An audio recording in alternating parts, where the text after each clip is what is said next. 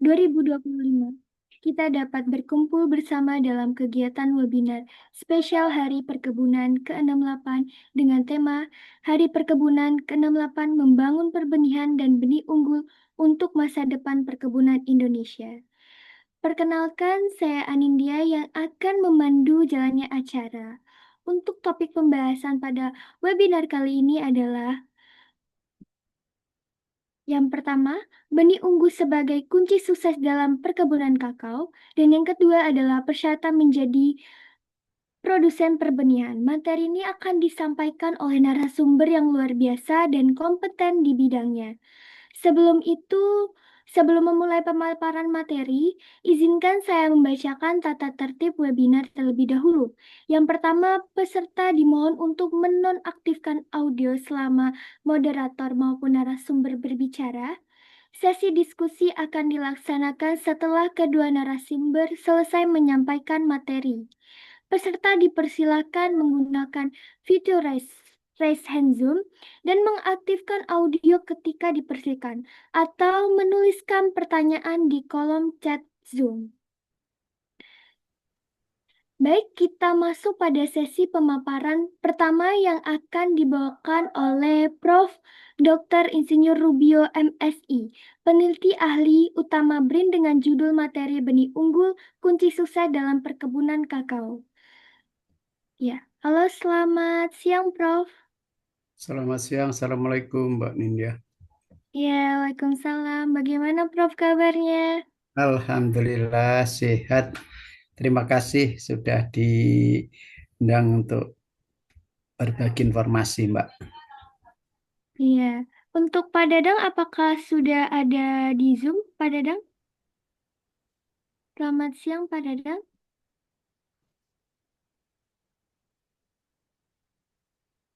Iya, sepertinya. Iya, Iya, Mbak halo Dinda. Pak. Ya, Selamat selamat siang siang. Bapak. Bagaimana kabarnya Pak? Alhamdulillah baik. Selamat Oke. berjumpa ini. Baru pertama kali ketemu ini. Iya. Oke, mungkin nanti dimulai dari Prof terlebih dahulu, nggak Pak Dadang? Baru nanti Ya, dilanjutkan. silakan, silakan. Ya, baru nanti dilanjutkan oleh Pak Dadang. Baik, silakan Prof. Baik, terima kasih. Mohon izin share screen, Mbak ya. Boleh.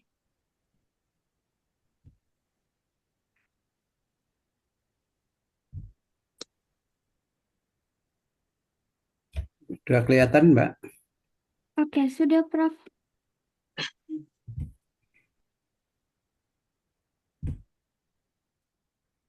Baik, terima kasih. Assalamualaikum warahmatullahi wabarakatuh.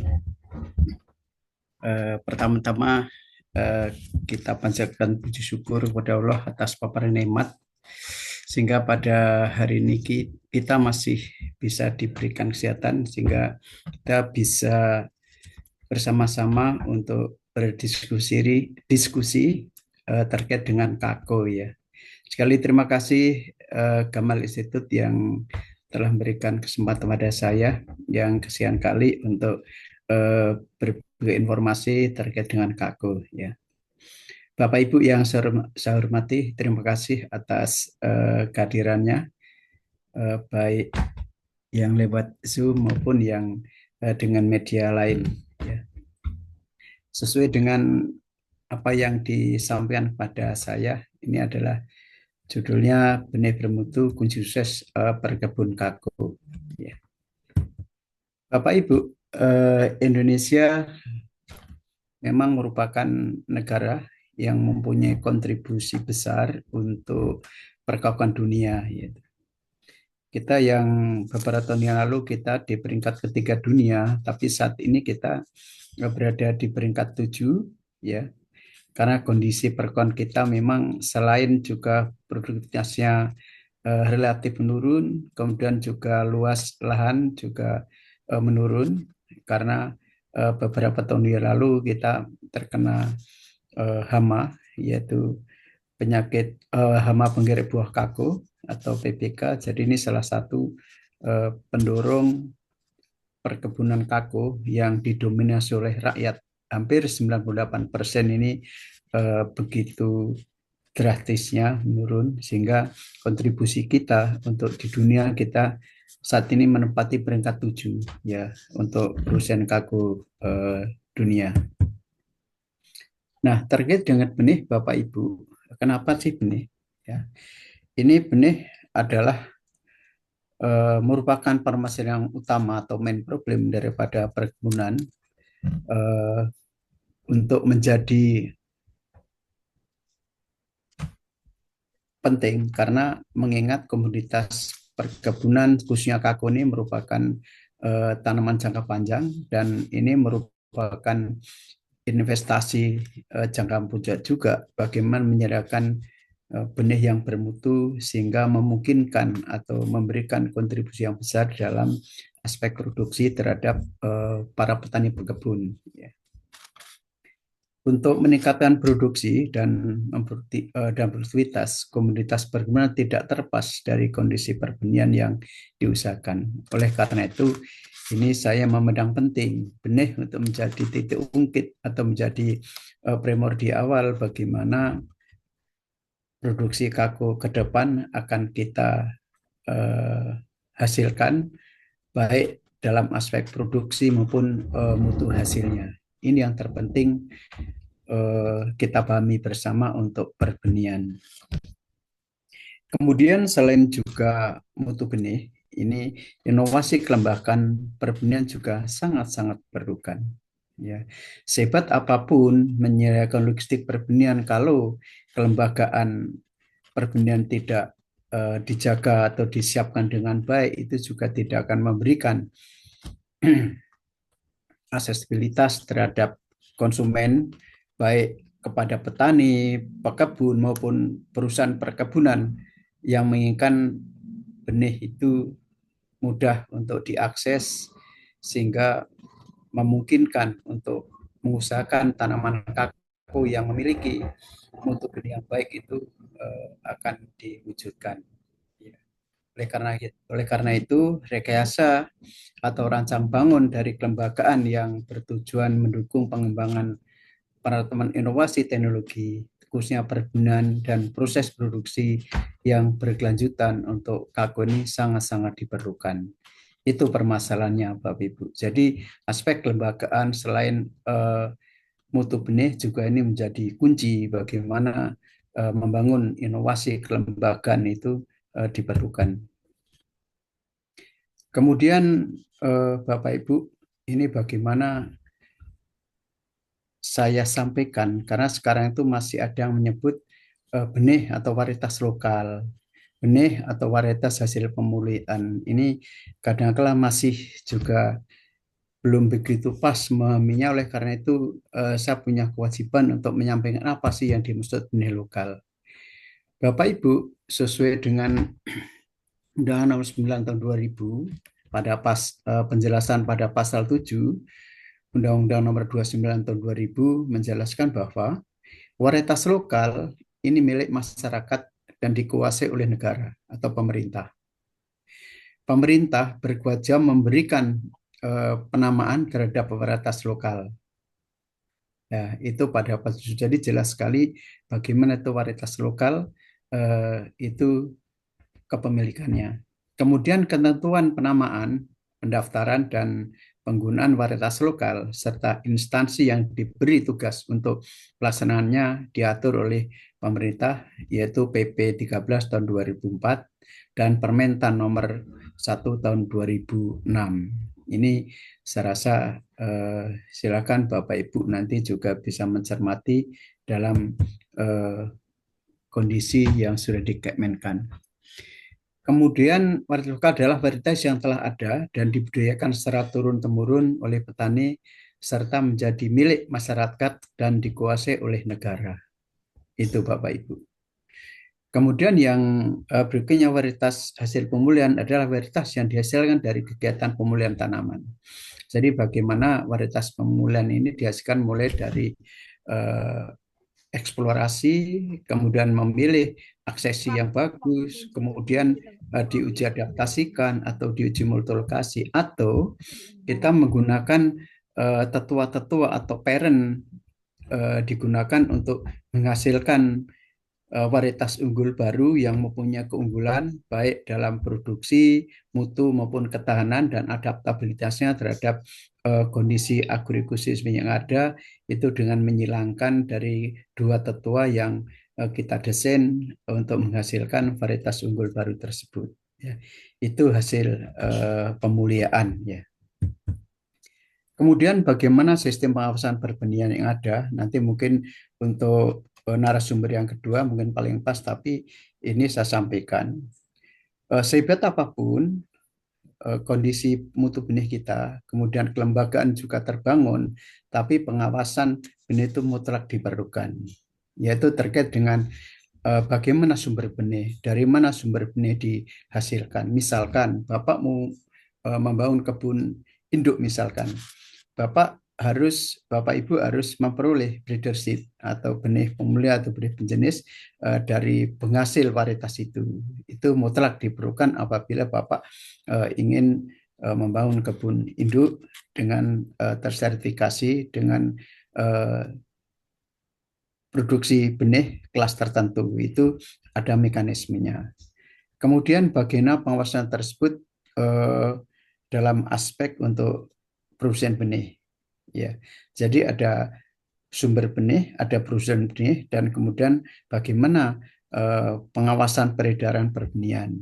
Ya, kemudian juga pengawasan mencakup bagaimana mutu benih dan seterusnya. Jadi mutu benih terkait dengan bagaimana mutu fisiologis, kemudian bagaimana mutu genetiknya penting sekali. Dan biasanya nih para pemulia atau para teman-teman PBT biasanya selalu bersama-sama turun ke lapangan saat penetapan, khususnya untuk teman-teman dari PPT yang akan melakukan sertifikasi, itu adalah biasanya surat-surat dari benih dari mana sumbernya, kemudian produsen benihnya siapa, bagaimana proses peredarannya juga akan dievaluasi di situ sebelum mendapatkan sertifikat.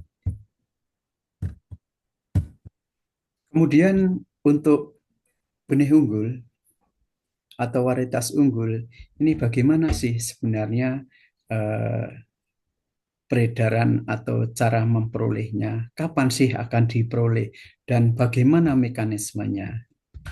Bapak Ibu, tahapan eh, mendapatkan bahan tanam unggul kagu ini sebenarnya tidak mudah tapi juga tidak susah.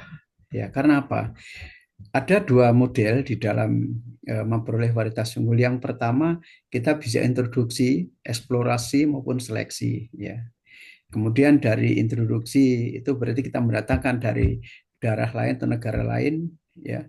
Kemudian eksplorasi kita melakukan observasi atau melakukan eksplor terhadap varietas atau tanaman kakao yang ada di daerah-daerah tertentu yang mempunyai keunggulan tentu.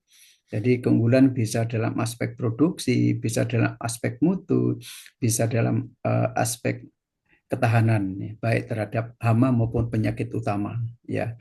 Kemudian dari introduksi atau eksplorasi kita masukkan dalam kebun atau jemplasma itu dalam bentuk kolasi plasma notwah. Ya. Jadi kemudian kita lakukan observasi, dan tadi saya sampaikan kalau ini kita ingin menghasilkan varietas pemulihan tanam biasanya dari aksesasi yang kita koleksi itu karena mempunyai penampakan fenotipik yang biasanya kita ketahui mudah mulai dari daun, dari buah, dari bunga, itu kita lakukan program crossing atau persilangan, yaitu berikutnya kita melakukan seleksi dan klon-klon hibrida unggul harapan dari hasil persilangan tersebut. Kemudian dari hasil observasi atau uji dari seleksi klon-klon yang kita hasilkan dari persilangan tersebut, kita lakukan uji multilokasi. Ini waktunya juga tidak sedikit, minimal 7 tahun. Karena kenapa 7 tahun? Karena untuk kago persiapan dari hasil yang terpilih dari hibrida hasil persilangan itu kita pilih secara individu, ya, kita seleksi dengan massa positif, ya, sehingga dari nomor-nomor yang terpilih kita lakukan klonalisasi baik dengan sambung pucuk, grafting maupun dengan okulasi atau budding, itu kita tanam sesuai dengan kaedah-kaedah pemulihan yang sudah ada, yaitu sehingga tanaman kaku kalau kita eh, kembangkan dengan vegetatif, artinya mulai sambung pucuk atau grafting atau okulasi, ini perlu 3 tahun atau 4 tahun baru masuk tanaman menghasilkan. Jadi TM1 pada umur 4 tahun itu. Sehingga untuk melepas varietas dipersyaratkan sudah Capman adalah 3 tahun produksi. Sehingga kalau 4 tahun tambah 3 tahun paling cepat 7 tahun, Bapak Ibu, itu baru kita Saya lepas. paham sekarang. Sehingga total dari waktu itu juga sangat panjang. Ini salah satu bagaimana kita menghasilkan benih unggul atau varietas unggul, tidak lepas dari bagaimana keragaman plasmanotvah kaku yang kita miliki. Semakin banyak diversitas genetik atau keragaman genetik yang kita punya atau kita miliki, itu semakin mempunyai peluang yang besar untuk menghasilkan varietas-varietas yang kita harapkan. Ya, tadi saya katakan baik unggul di dalam produksi, di dalam mutu maupun di dalam aspek ketahanan terhadap hama dan penyakit utama untuk tanaman kaku. Ya, jadi di sini adalah plasmanotvah sangat penting untuk merakit varietas unggul yang akan kita harapkan. Kemudian dari jarak genetik yang kami lakukan untuk analisis molekuler, ya ini dendrogram yang kami hasilkan dari kurang lebih ada 17 klon yang ada. Ternyata ini adalah memberikan informasi sangat bagus sehingga ada pengelompokan sesuai dengan jarak genetik yang dihasilkan. Kenapa perlu kami lakukan? Karena tadi saya katakan semakin jauh kekerabatannya Bapak Ibu, kalau kita silangkan, kita crossing untuk menghasilkan varietas unggul yang lebih baik daripada kedua tetuanya, itu mempunyai peluang yang sangat besar apabila dia mempunyai jarak genetik yang besar atau yang tinggi. Itu salah satu aspek. Misalkan ini SCA6 dengan RC70 sangat jauh, sehingga ini kalau kita silangkan dan nanti diharapkan menghasilkan varietas unggul baru, sehingga benih-benih yang bermutu dihasilkan dari keturunan-keturunan itu akan memberikan peluang yang besar. Ini pentingnya kita mengetahui bagaimana diversitas genetik itu kita miliki. Ya, tadi dari plasmanotvah, kemudian ada uji adaptasi, kita seleksi dari klon yang unggul sesuai dengan yang kita harapkan, itu kita miliki dan kita proses di kebun plasmanotvah. Ya, ini salah satu contoh bagaimana kami membuat model untuk yang tadi. Contoh ini yang tetua P1 adalah untuk pejantan, ya. Kemudian tetua P2 itu untuk ibunya. Sehingga kalau kita menghasilkan varietas-varietas dari kedua tetua yang kita silangkan, ini sangat dimungkinkan untuk memiliki nilai heterosis yang tinggi, yaitu nilai heterosis itu ya tanaman atau progeni yang mempunyai mutu hasil yang melebihi dari kedua tetuanya. Jadi ini salah satu penciri bagaimana progeni-progeni yang dihasilkan itu memiliki sifat heterosis yang bagus. Ya, jadi ini salah satu contoh bagaimana kita mendesain untuk menghasilkan varietas unggul baru, baik dalam bentuk benih atau F1 maupun untuk kita klonalkan. Nah, Bapak Ibu, saat ini negara kita Indonesia umumnya para petani pekebun mengembangkan bahan tanam kakonya dari klonal atau dengan perbanyak vegetatif, yaitu yang banyak dilakukan saat ini adalah dengan sambung untuk grafting. Sehingga bagaimana mencermati dari kaku itu yang mempunyai sifat penyerbukan silang, kalau kita hanya nanam satu klon, bisa dipastikan produksi Bapak Ibu tidak akan pernah maksimal. Ya, oleh karena itu kita sarankan kepada para petani pekebun jangan sampai hanya satu jenis atau klon yang ditanam, tapi minimal 2 atau istilahnya biklonal. Akan lebih bagus kalau lebih dari 2 klon. Ya.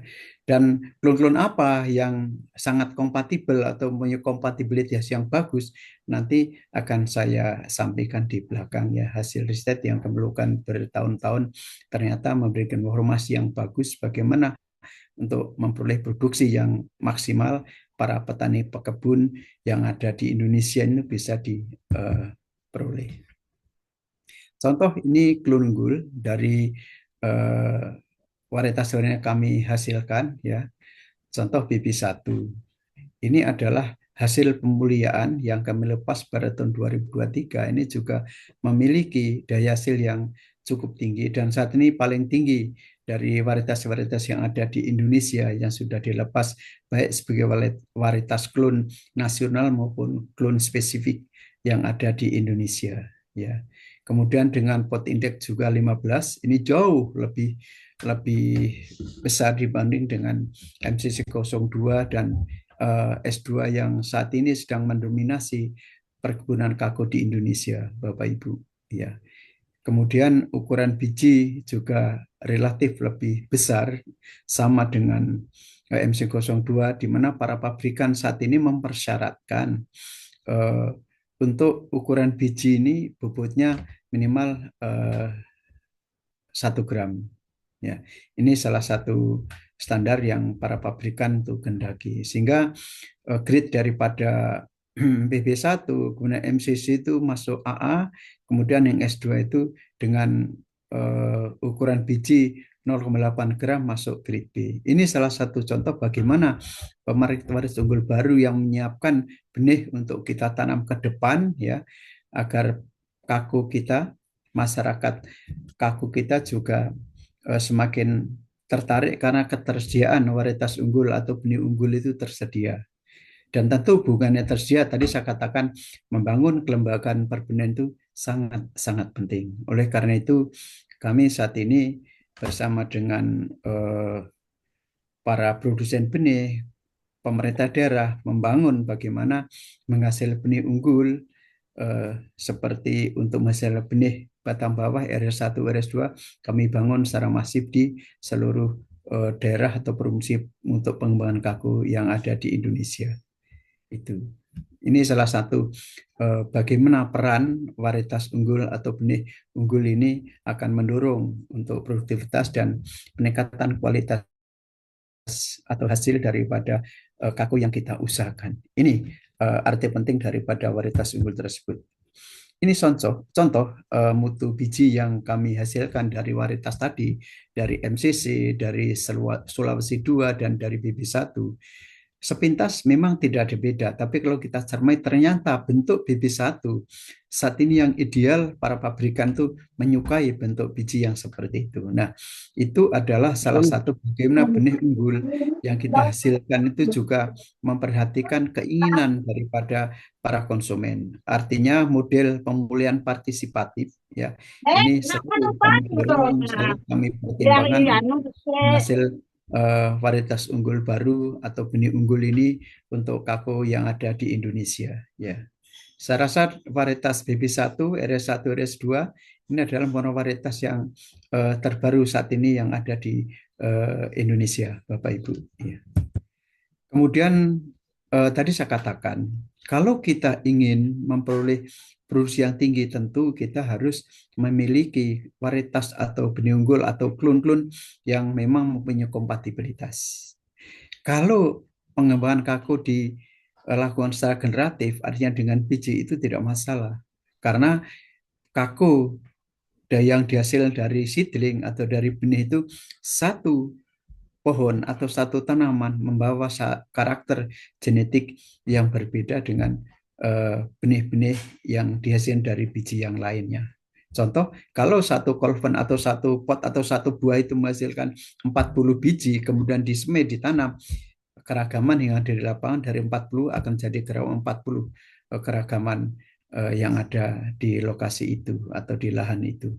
Itu salah satu contoh. Tetapi berbeda lagi kalau para petani pekebun atau perusahaan perkebunan mengembangkan kakao dengan klonal. Nah, oleh karena itu berdasarkan hasil riset yang kami lakukan dari varietas BB1, IKRI 09, MC02, S1 dan S2 ini mereka mempunyai kompatibilitas apabila ditanam bersama-sama dengan klon-klon yang ada di sampingnya atau yang mendampingi. Contoh, BB1 akan bagus ditanam bersama dengan klon MCC02, yaitu persentasenya 59%. Ya. Kemudian yang kedua, BB1 akan bagus apabila ditanam dengan S2. Oleh karena itu, apa yang saya katakan, untuk menghasilkan produktivitas kayu yang tinggi dan mutu yang baik, bukan hanya varietas unggul, tapi bagaimana kita menata pola tanam itu sesuai dengan klon-klon yang mempunyai kompatibilitas terhadap klon yang lainnya. Artinya, kalau tadi saya sampaikan, varietas atau klon kako ini menyerbu silang. Jadi kalau ada dua klon, MCC konstituen BB1, kemudian BB1 dengan S2, BB1 dengan IKRI 09, cukup untuk memberikan produktivitas dan kualitas hasil yang maksimal. Demikian salah satu apa yang bisa saya sampaikan terkait dengan bagaimana tata tanam apabila kita menggunakan klon-klon tanaman secara klonal seperti itu, Bapak Ibu. Kemudian perbanyakan kako itu tadi sudah saya sampaikan ada dua, yaitu vegetatif dan generatif. Ya, generatif ini menggunakan biji, tadi saya sampaikan. Jadi dari hasil kebun induk yang kita desain menjadi seed garden itu tetua-tetua yang kita gunakan untuk menghasilkan progeni F1 itu adalah sudah kita tentukan. Ya.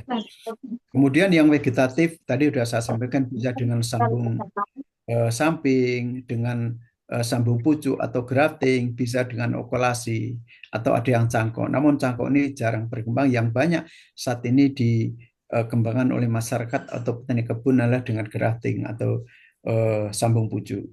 Okulasi juga masih ada atau budding ini juga masih banyak dipakai teknik ini oleh para petani pekebun. Tapi saat ini yang paling banyak oleh para produsen benih menggunakan perbanyak vegetatif dengan sambung pucuk atau grafting. Ini salah satu contoh bagaimana perbanyakan benih dengan generatif atau biji itu seperti ini, sehingga tadi yang saya katakan, apabila Bapak Ibu tanam satu pohon itu pasti akan membawa satu karakter. Kalau 100 berarti akan bawa 100 karakter. Itu yang kami sampaikan bagaimana keuntungan dan kelebihan daripada perbanyakan kako secara generatif, Bapak Ibu. Ya. Kemudian yang sambung atau grafting dan saat ini banyak dilakukan oleh para produsen, oleh para petani pekebun. Ini grafting ini sekarang sudah marak digunakan dan sudah existing para produsen kako di seintero Nusantara ini. Karena ini memiliki keberhasilan dari penyembuhan cukup tinggi atau lebih dari 90%. Kemudian teknik lebih mudah, tetapi kelemahannya di borosentris. Karena biasanya kalau kita grafting itu menggunakan dua mata entres. Kalau okulasi hanya satu mata yang ditempelkan itu, tapi kalau sambung itu pasti lebih dari satu. Itu yang salah satu kelemahan dibanding dengan teknik okulasi. Kemudian ini juga sambung ini karena memang sudah masif, ini sudah digunakan secara skala komersial oleh para produsen benih maupun penangkar benih. Kemudian okulasi yang disampaikan tadi ini kan juga memang tingkat keberhasilan lebih rendah dibanding dengan sambung, tetapi ini hemat entres Bapak Ibu, karena satu bibit atau satu benih ini adalah satu mata entres, ya. Sehingga kalau kita punya 100 tentu juga hanya perlu 100 mata. Kalau untuk disambungkan mungkin hanya akan jadi 30 atau separuhnya paling banyak, begitu. Ya, ini salah satu contoh bagaimana bibit hasil okulasi ini sudah banyak dilakukan, dan dulu memang untuk kebun-kebun induk kami menyarankan untuk okulasi ini karena okulasi ini pasti dihasilkan tanaman baru yang batang bawahnya tidak akan menghasilkan bunga dan buah karena memang okulasi di bawah letaknya kotil yang pertama itu, sehingga ke bawahnya kalau nggak ada bekas duduk daun itu bisa dipastikan bunga dan buah tidak akan keluar karena kaku itu pembuahannya adalah termasuk cauliflorus, artinya tumbuh dan berkembangnya bunga dan buah itu dari bekas tangkai daun atau eh, duduk daun begitu ya. Ini sebagai informasi sumber benih kaku klonal, ini varietas unggul yang kami siapkan. Saat ini kita juga sudah menyiapkan untuk entres yaitu BB1 itu yang tadi kami sampaikan itu potensi produksinya 2,5 ton bahkan sampai 3 ton. Kemudian yang lainnya ada TS858, kemudian MCC02, ada solusi 1 dan solusi 2. Ini adalah varietas-varietas yang saat ini sudah banyak diusahakan oleh para petani pekebun atau para pengusaha perkebunan kakao gitu. Nah, ini salah satu contoh bagaimana mendesain untuk menghasilkan benih bermutu khususnya RH1. Jadi ini kebetulan baru tahun kemarin kami lepas dan saat ini sedang masif diproduksi atau dibangun kebun-kebun RH1 untuk menghasilkan benih yang bermutu ya. Ada yang di Sulawesi Selatan di Sopeng, kemudian yang RS2 ada di Lampung, kemudian RS1 ada di Sumatera Utara dan Aceh ya. Kemudian ada di daerah Sulawesi Tenggara itu yang untuk yang BB1. Jadi ini salah satu contoh desain bagaimana kita menghasilkan benih yang bermutu Bapak Ibu ya. Karena saat ini juga banyak para penangkar produsen benih yang mengambil dari benih F1 tersebut tidak mudah karena penghasil produsen benih untuk F1 juga sangat terbatas. Dan ini kita hadirkan RS1, RS2 ini memang khusus untuk kebun induk penghasil batang bawah. Sehingga kita berharap apabila RS1, RS2 nanti sudah berkembang, insya Allah keperluan benih untuk batang bawah ini akan cukup sehingga memungkinkan untuk para penangkar, para produsen benih, khususnya para petani untuk menanam kakonya dengan batang bawah yang bagus, dengan nutrisi yang bagus, sangat dimungkinkan dan kita berharap ini akan menghasilkan produktivitas dan mutu hasil kakao yang cukup tinggi.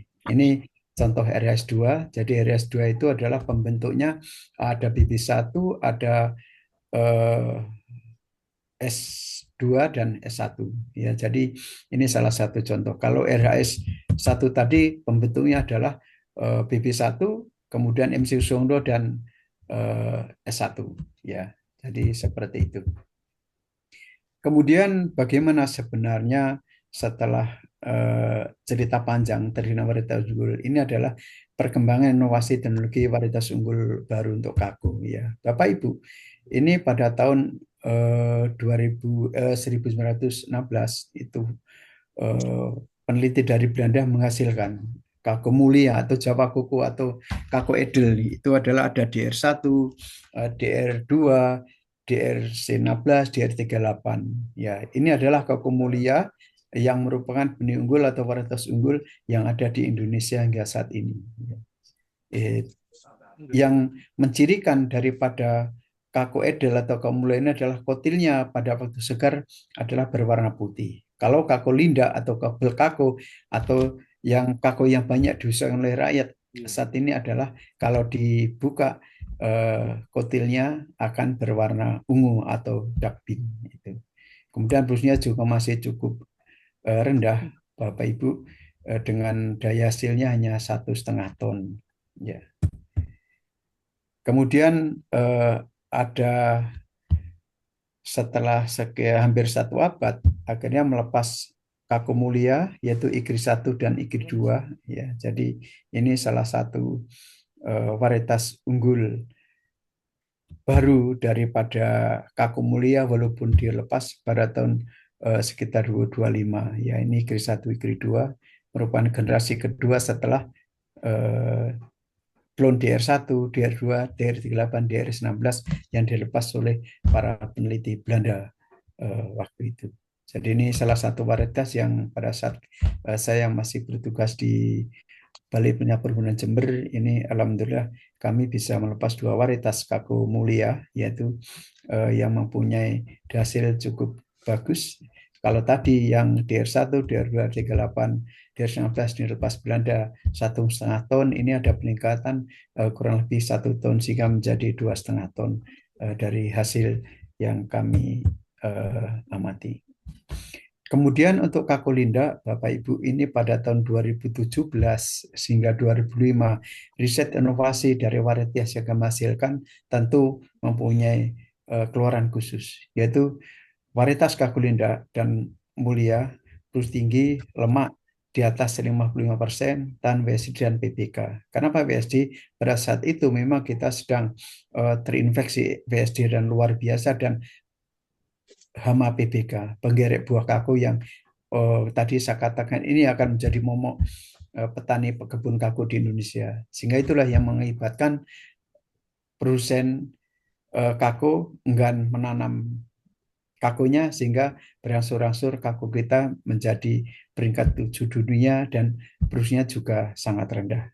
Kemudian kami tarik kisaran produktivitasnya itu 2,5 ton biji kering per hektar per tahun. Ini salah satu inovasi yang kami hasilkan. Nah, sehingga pada tahun 2023, Bapak Ibu, kami menghasilkan varietas unggul baru atau benih unggul ini adalah BB1 yang kami lepas setelah kami bergabung di BRIN, ya.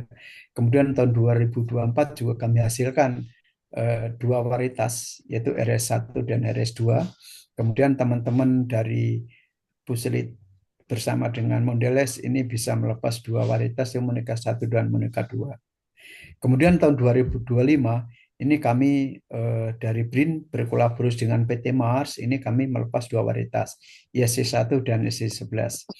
ISC1 ini adalah salah satu varietas unggul baru yang kami lakukan riset panjang dan ini mempunyai kelebihan karena ini bersifat self compatible atau menyerbu sendiri. Ini adalah peluang yang besar dan kami berharap ini akan bisa ditumbuh kembangkan untuk menjadi benih unggul ke depan untuk mengantisipasi dan meraih kejayaan kembali Kako Indonesia untuk naik ke peringkat yang lebih baik. Penutup, Bapak Ibu, jadi benih merupakan komponen utama dalam budaya dan usaha tani Kako. Tadi saya sampaikan, ya. Kemudian masalah benih perkebunan menjadi penting karena mengingat komoditas perkebunan merupakan investasi jangka panjang.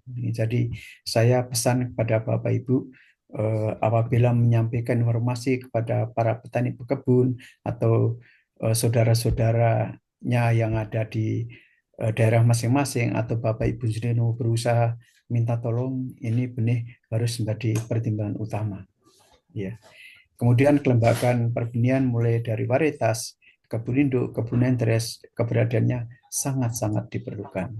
Bagaimana kita bisa mendapatkan viability yang bagus kalau Bapak Ibu harus mendatangkan benih atau interest dari daerah yang jauh di sana, ya, sehingga strategi kami adalah bagaimana mendekatkan kebun induk untuk menghasilkan benih unggul yang bermutu ini dekat dengan lokasi pengembangan. Sehingga tadi saya katakan, kami dari varietas unggul yang kami lepas, kami membangun kebun induk, kebun interest di lokasi pengembangan, sehingga itu sangat memungkinkan akses para penakar benih, para produsen benih, para petani pekebun, para pengusaha berun mudah untuk mendapatkan materi genetik atau varietas unggul baru atau benih bermutu yang diharapkan.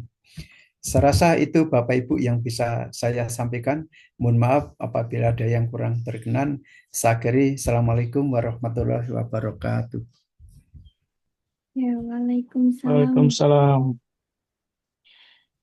Baik, terima kasih kepada Prof. Rubio atas pemaparan materinya tadi terkait benih unggul kakao ya. Benih unggul kakao itu adalah kunci sukses berkebun kakao karena mampu meningkatkan hasil, kualitas, dan ketahanan tanaman.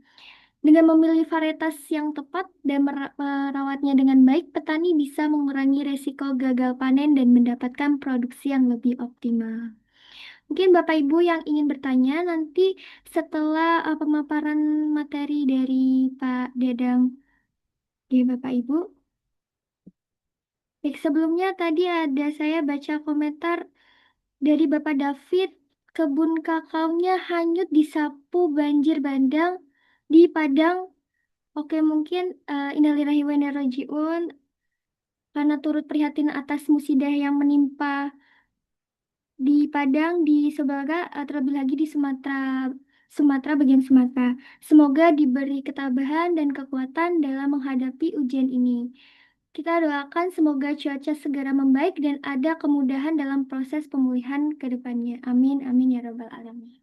Baik, selanjutnya materi kedua akan disampaikan oleh Bapak Dadang Sustina SPMP, pengawas benih tanaman ahli muda UPTD PSP TPHP Dinas Pertanian Provinsi Banten dengan topik persyaratan menjadi produsen perbenihan.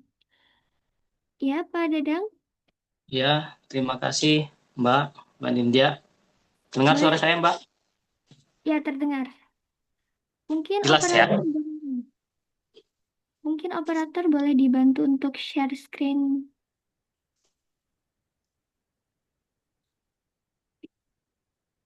Oke, Pak Dadang. Baik, sudah muncul nggih Pak Dadang? Baik, terima kasih Mbak. Assalamualaikum warahmatullahi wabarakatuh. Waalaikumsalam. Alhamdulillahirrabbilalamin. Hari ini Bapak dan Ibu yang saya hormati, kita dapat berdiskusi secara langsung terkait dengan prosedur perizinan perkebunan dan e-katalog. Tadi oleh narasumber yang pertama, oleh Prof, terkait dengan unggul, kakao, pembangunan, dan lain-lain, maka tentunya harus ditindaklanjuti dengan proses perizinan yang sesuai dengan aturan-aturan yang berlaku. Sehingga setiap penangkar atau produsen benih yang ada di Indonesia mampu atau dapat mengedarkan benih unggul yang sesuai dengan aturan-aturan yang dipersyaratkan. Tentunya dalam kesempatan ini saya akan atau kita akan berdiskusi terkait dengan perizinan dari mulai penerbitan rekomendasi oleh UPTD, kemudian setelah itu proses perizinan melalui sistem OSS, dengan outputnya adalah nanti sertifikasi standar. Setelah sertifikasi standar itu terbit, maka langkah selanjutnya adalah bisa membuat akun e-katalog Inaprok versi 6 untuk proses pengadaan di pemerintahan. Next. Nah, yang akan saya diskusikan dengan Bapak Ibu sekalian, yang pertama terkait dengan perizinan, tentu dalam proses perizinan untuk sekarang yang dipakai adalah turunan daripada Undang-Undang Cipta Kerja yang kemudian diimplementasikan terhadap OSS RBA, di mana Bapak Ibu selaku pengusaha perbenihan yang pertama harus memiliki jelas akta perusahaan, baik itu CP, PT, atau lainnya. Setelah itu, dulu mungkin sebelum adanya OSS, ada yang namanya SIUP, TDP, dan lain-lain. Nah, dengan peraturan yang sekarang, itu adalah NIB yang berlaku, nomor berusaha. Setelah itu akan mengurus untuk proses rekomendasi produsen benih di UPTD yang menangani pengawasan peredaran benih. Setelah itu akan mengurus sertifikasi standar, kemudian mendaftarkan e-katalog dengan membuka akun sikap, setelah itu akun Inaprok. Nah, ini garis besarnya Bapak Ibu. Jadi garis besarnya ada 2 tahap sebenarnya. Yang pertama perizinan, kemudian langsung mendaftar e-katalog untuk yang kedua. Saya rincikan satu persatu. Selanjutnya, next. Nah, dasar hukumnya untuk terkait dengan OSS ini, dengan peraturan ini, yaitu yang pertama adalah ini yang secara khusus ya, ada PP nomor 5 tahun 2021 tentang penyelenggaraan perizinan berusaha berbasis risiko. Untuk komoditas perkebunan, rata-rata resiko yang dimiliki untuk komoditas perkebunan, skala resikonya yaitu menengah rendah. Jadi dalam perizinan berusaha berbasis risiko ini, risiko itu terbagi 4. Yang pertama risiko rendah, di mana Bapak Ibu cukup punya NIB itu sudah menjadi izin usaha.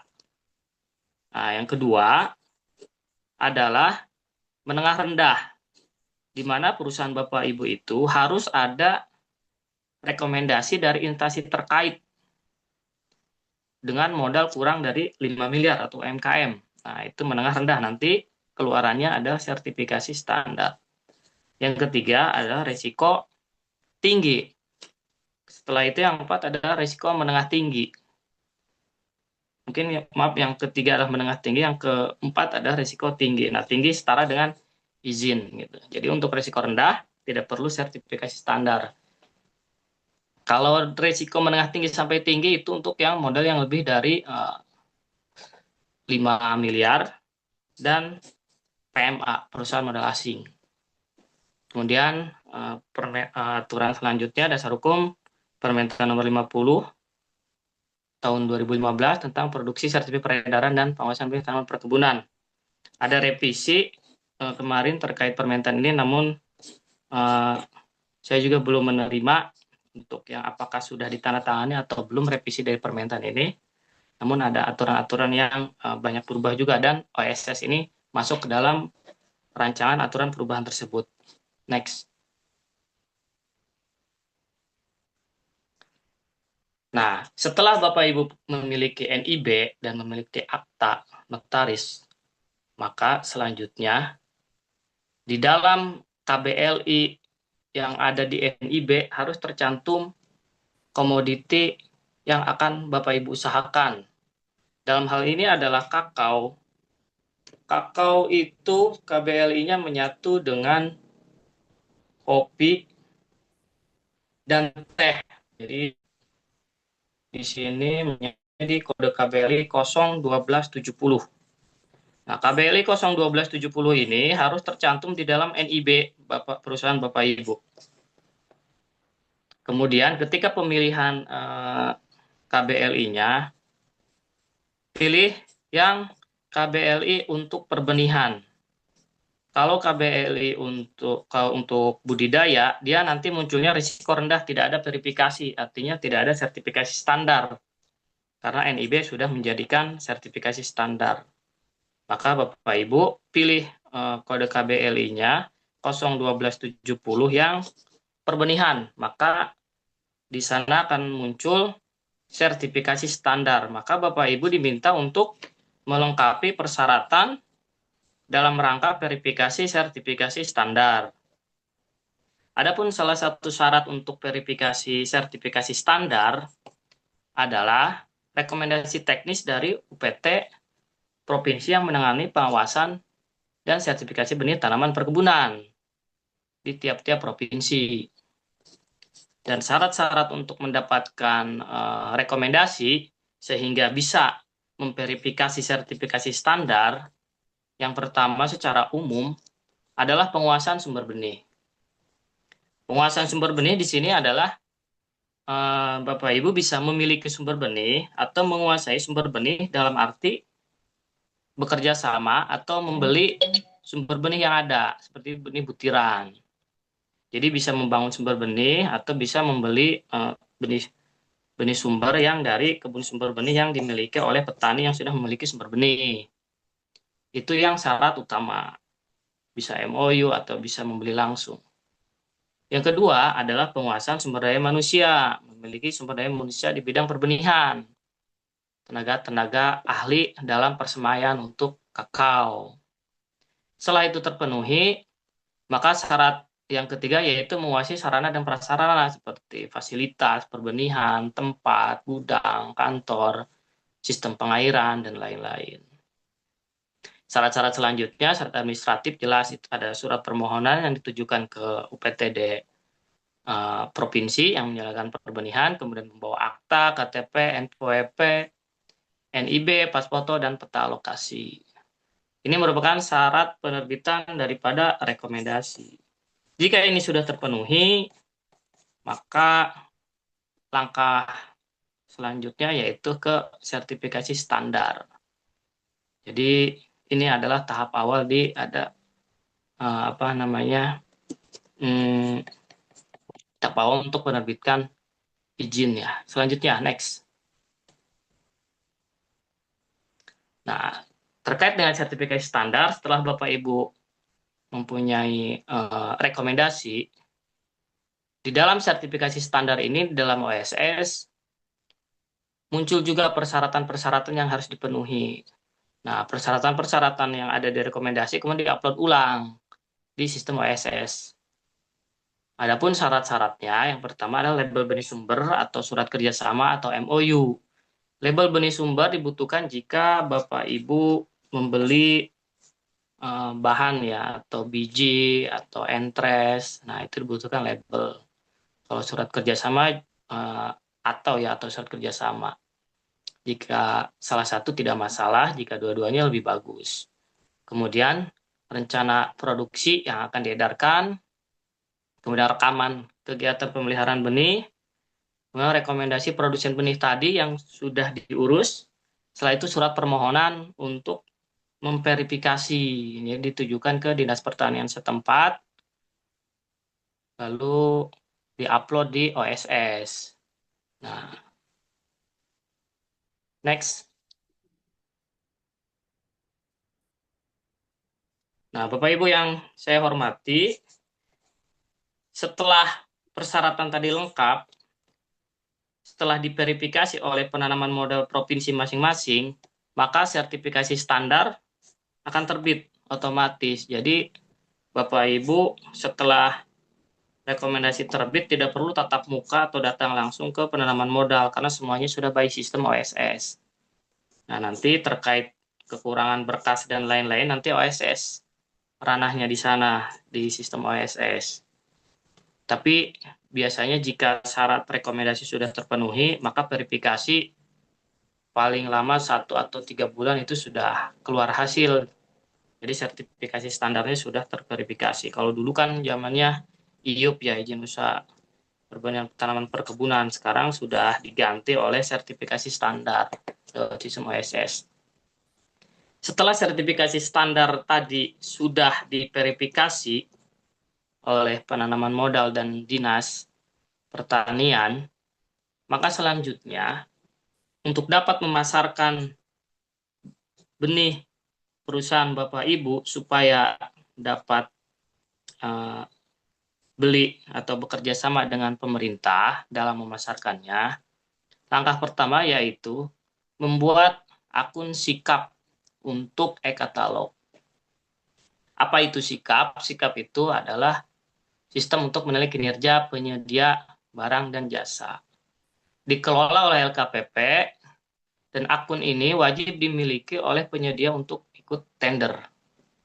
Jadi wajib harus buat akun sikap dulu. Untuk langkah selanjutnya membuat akun Inaprop. Bisa secara online ini. Ini by online semua, by system. Next. Apa yang dibawa? Yang pertama untuk membuat akun sikap itu yaitu siapkan dokumen legal perusahaan. Ada NIB, NPWP, akta, KTP pengurus, email aktif, dan nomor HP yang valid. Nah, ini nomor HP-nya jangan ganti-ganti karena lebih susah mengganti dibanding buat yang baru untuk yang akun sikap. Dan saran dari saya, Bapak Ibu, untuk perusahaan perbanihan buat profil perusahaan yang isinya semua perlengkapan untuk perizinan. Dari mulai NPWP, KTP, dan lain-lain. Profil company. Itu dibuat dalam satu berkas khusus. Email aktif, email perusahaan, nomor HP perusahaan. Next.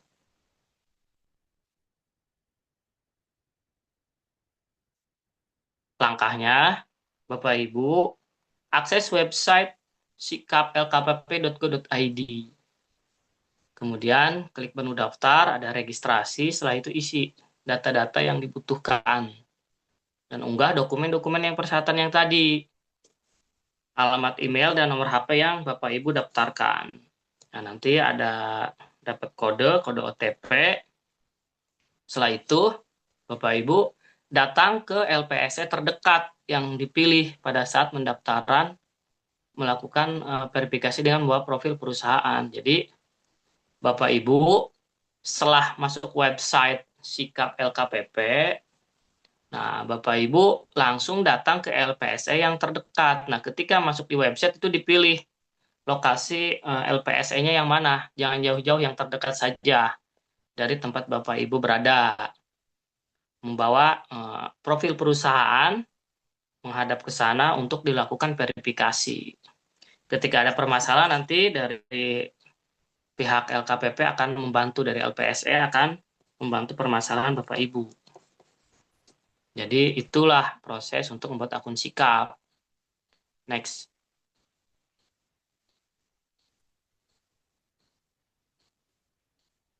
Nah, setelah mendaftar akun Sikap, selanjutnya untuk mengikuti agar dapat bisa ikut tender, maka Bapak Ibu tinggal membuat akun Inaprok. Setelah itu, setelah akun Sikap jadi, Bapak Ibu langsung masuk ke website inaprok.co.id, Bapak. Kemudian pilih menu pendaftaran penyedia, isi formulir registrasi online, dan unggah dokumen yang dimiliki, dokumen legal yang tadi sudah dipersiapkan dalam profil company. Setelah itu simpan dan daftar. Jadi sebenarnya semua sudah by system, hanya saja tadi untuk akun Sikap, Bapak Ibu harus datang ke LPSS tempat untuk melakukan verifikasi. Selanjutnya kalau di akun, untuk membuat akun Inaprok tidak perlu lagi ke LPSE, kecuali ketika Bapak Ibu membuat akun Inaprok tiba-tiba ada permasalahan. Misalnya NPWP-nya belum diupdate sehingga NIB-nya tidak terupdate di akun Inaprok. Nah, itu sehingga gagal register, nanti Bapak Ibu bisa konsultasi langsung ke LPSE yang Bapak Ibu daftarkan di akun Sikap tadi yang terdekat. Next.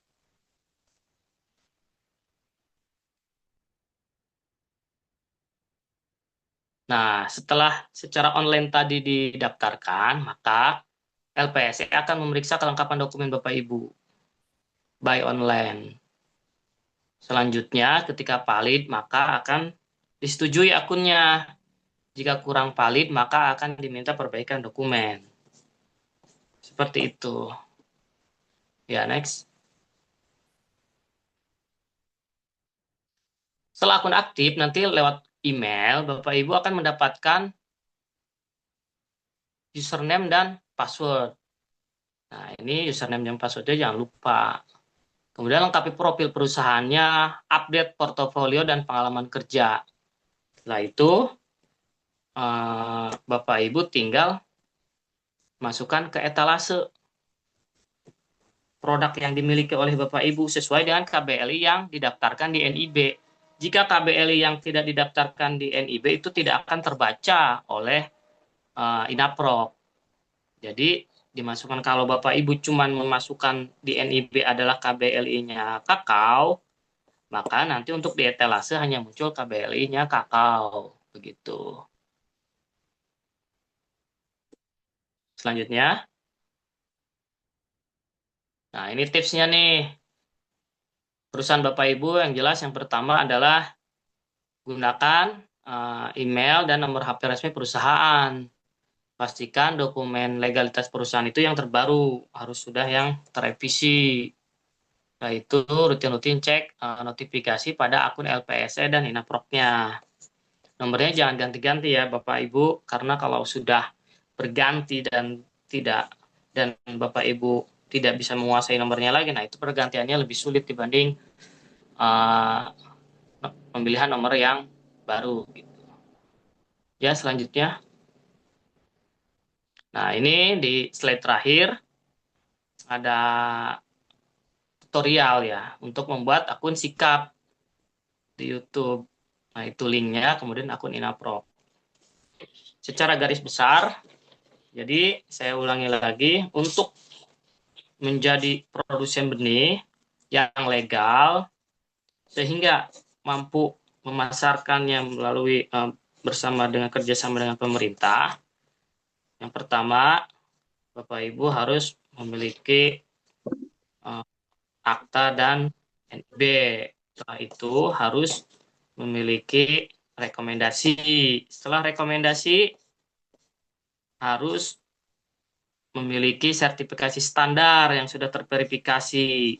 Setelah sertifikasi standar sudah terverifikasi, Bapak Ibu buat sikap di LPSE.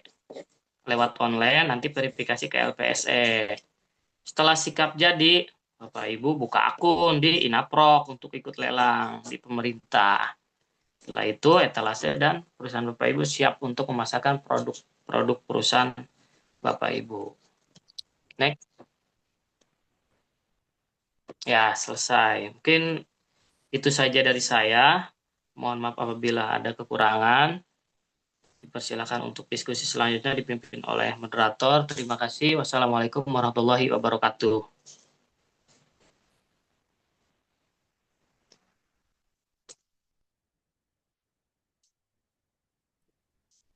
Iya, Waalaikumsalam warahmatullahi wabarakatuh. Baik, terima kasih atas pemaparan dari Bapak Dedang Sutisna. Sutisna. Ya, maaf.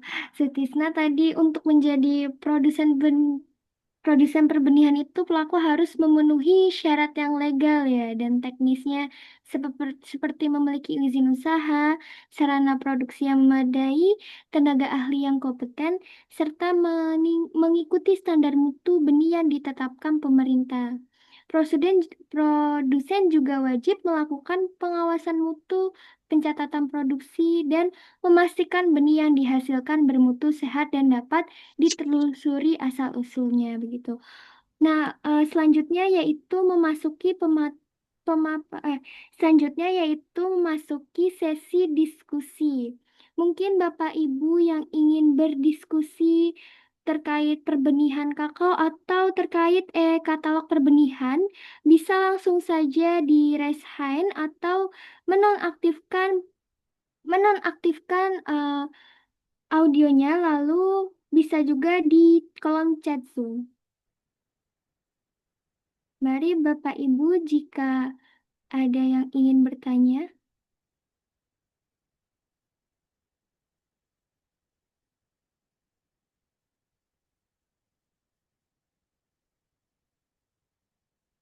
Oke.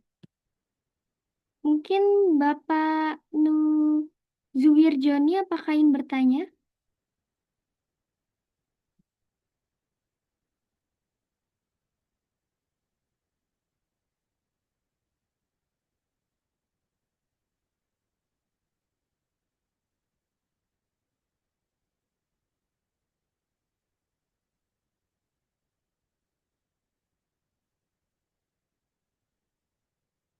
Baik, tadi kita sudah membahas terkait benih kakao yang unggul, lalu terkait tata cara proses menjadi produsen benih, lalu untuk melanjutkannya di e-katalog gitu.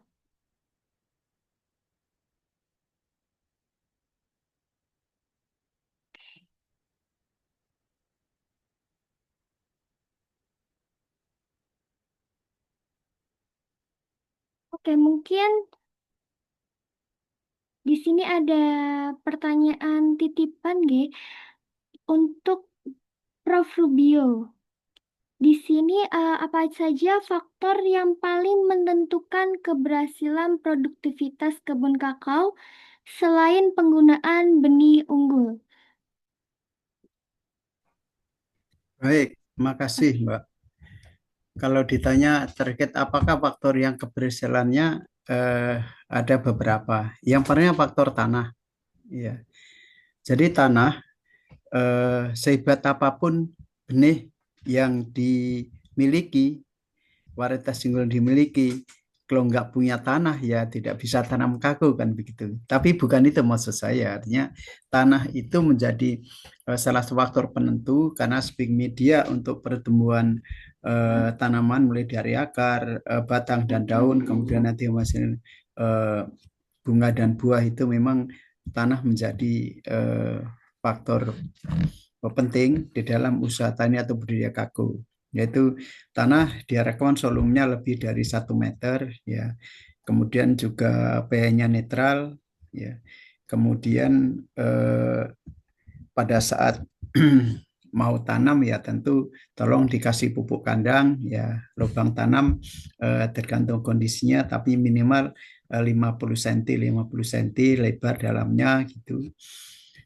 Kemudian faktor yang kedua adalah penaung. Jadi tanaman kakao itu adalah bukan tanaman asli Indonesia, tetapi tanaman kakao ini berasal dari daerah hujan-hujan tropis di lembah Amazon sana, sehingga kalau Bapak Ibu ingin berhasil kakonya dengan mendekati kondisi habitat aslinya, itu harus ada penaung.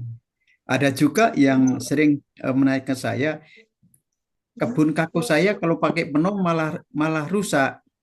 Nah, pertanyaan saya, penaungnya apa yang digunakan gitu.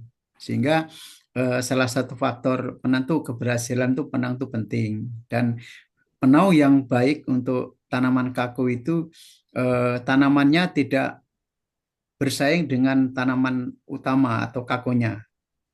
Jadi bukan merupakan alelopati, ya, bukan tanaman alelopati. Nah, apa penaung yang baik? Itu penaung kakao itu ada dua, penaung sementara dan penaung tetap.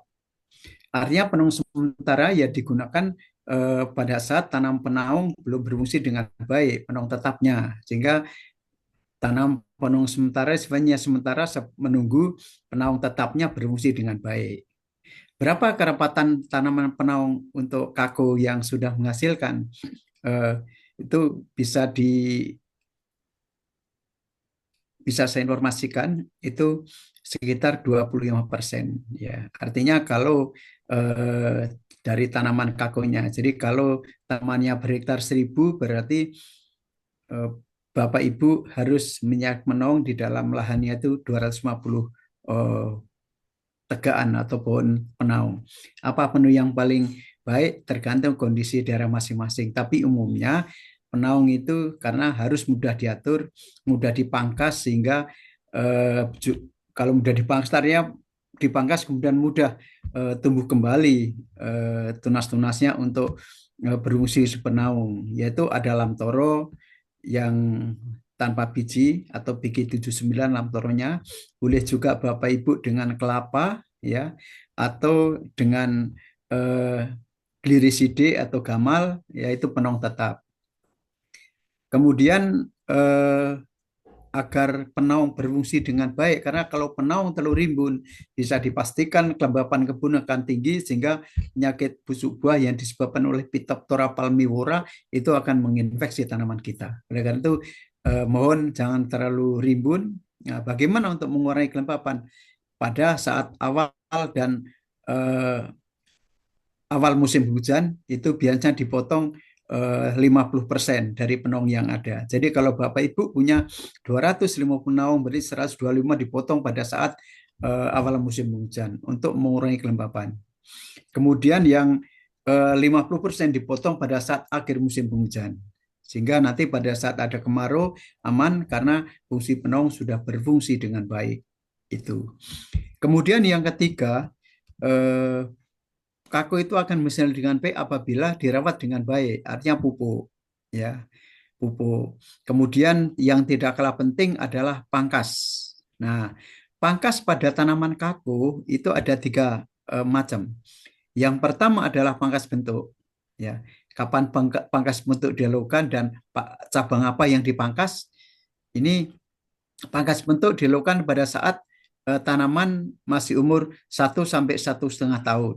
Kalau itu tanaman kakunya dikembangkan dari biji atau secara generatif, pada umur setahun itu pasti akan terbentuk cabang-cabang primer. Biasanya ada 3, ada 4, ada 5. Kalau ada 5, tolong pilih 3 yang simetris, yang 2-nya dipotong. Apa tujuan pangkas bentuk? Adalah untuk membentuk frame atau kanopi kako agar lebih bagus, cabangnya merata sehingga tidak ada saling menutupi dari cabang-cabang yang dihasilkan itu. Ya. Kemudian pangkas pemeliharaan itu ini kan setelah pangkas bentuk itu pangkas pemeliharaan digunakan untuk mula pada cabang sekunder yang pada cabang. Greenhouse tadi kemana?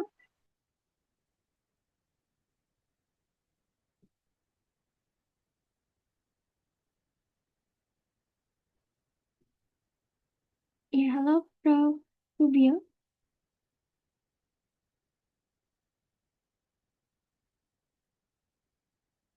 Ya, mungkin terputus ya.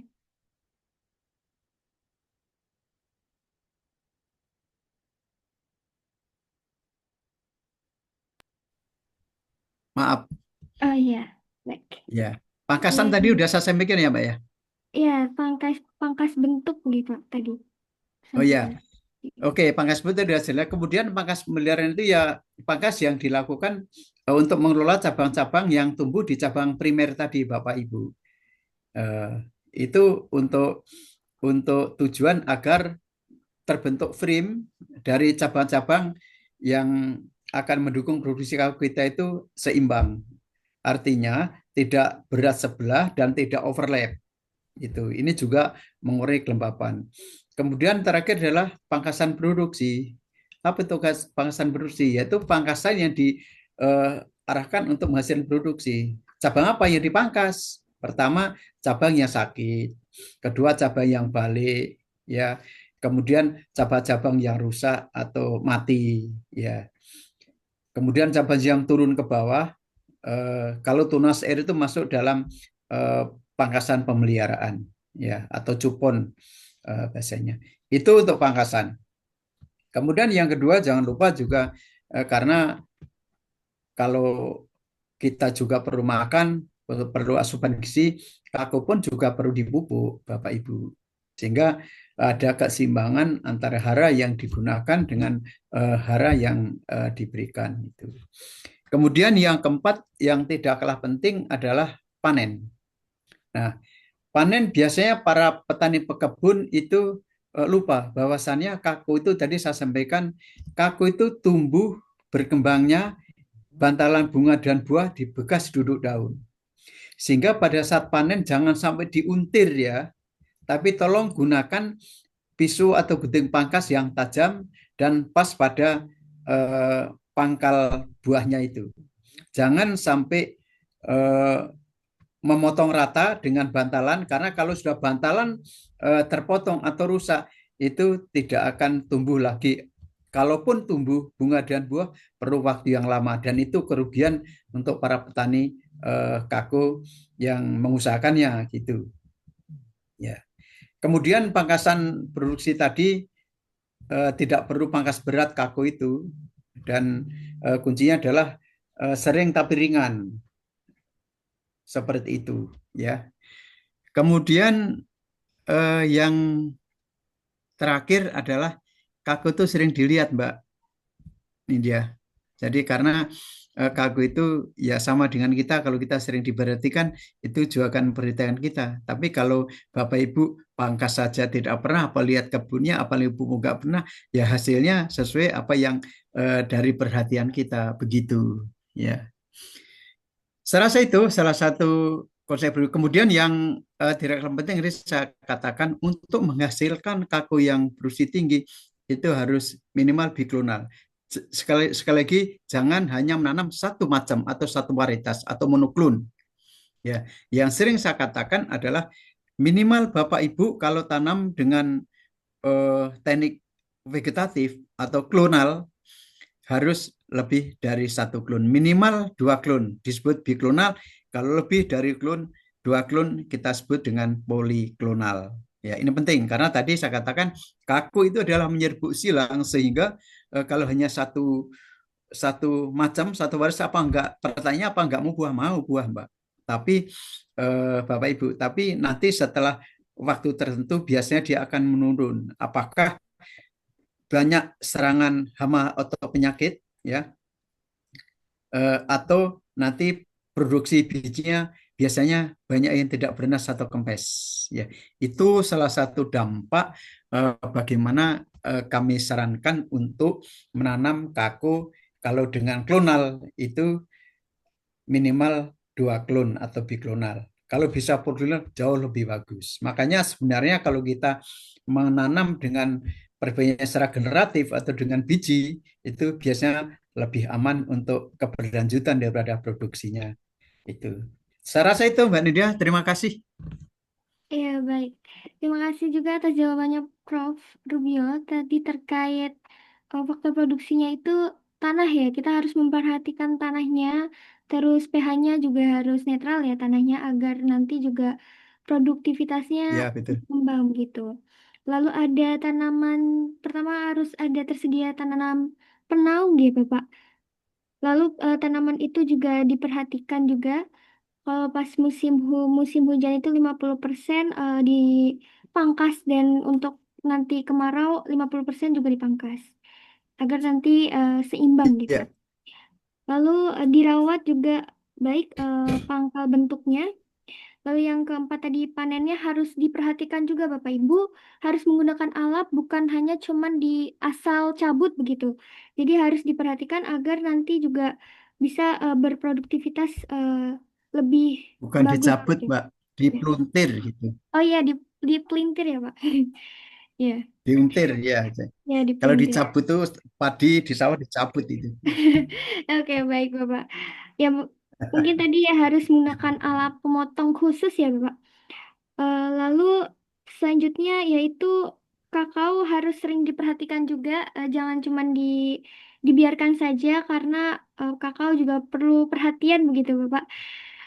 Bapak Ibu perlu perhatian, perlu pemberian pupuk, perlu dirawat, perlu apakah dilihat apakah ada penyakitnya atau tidak.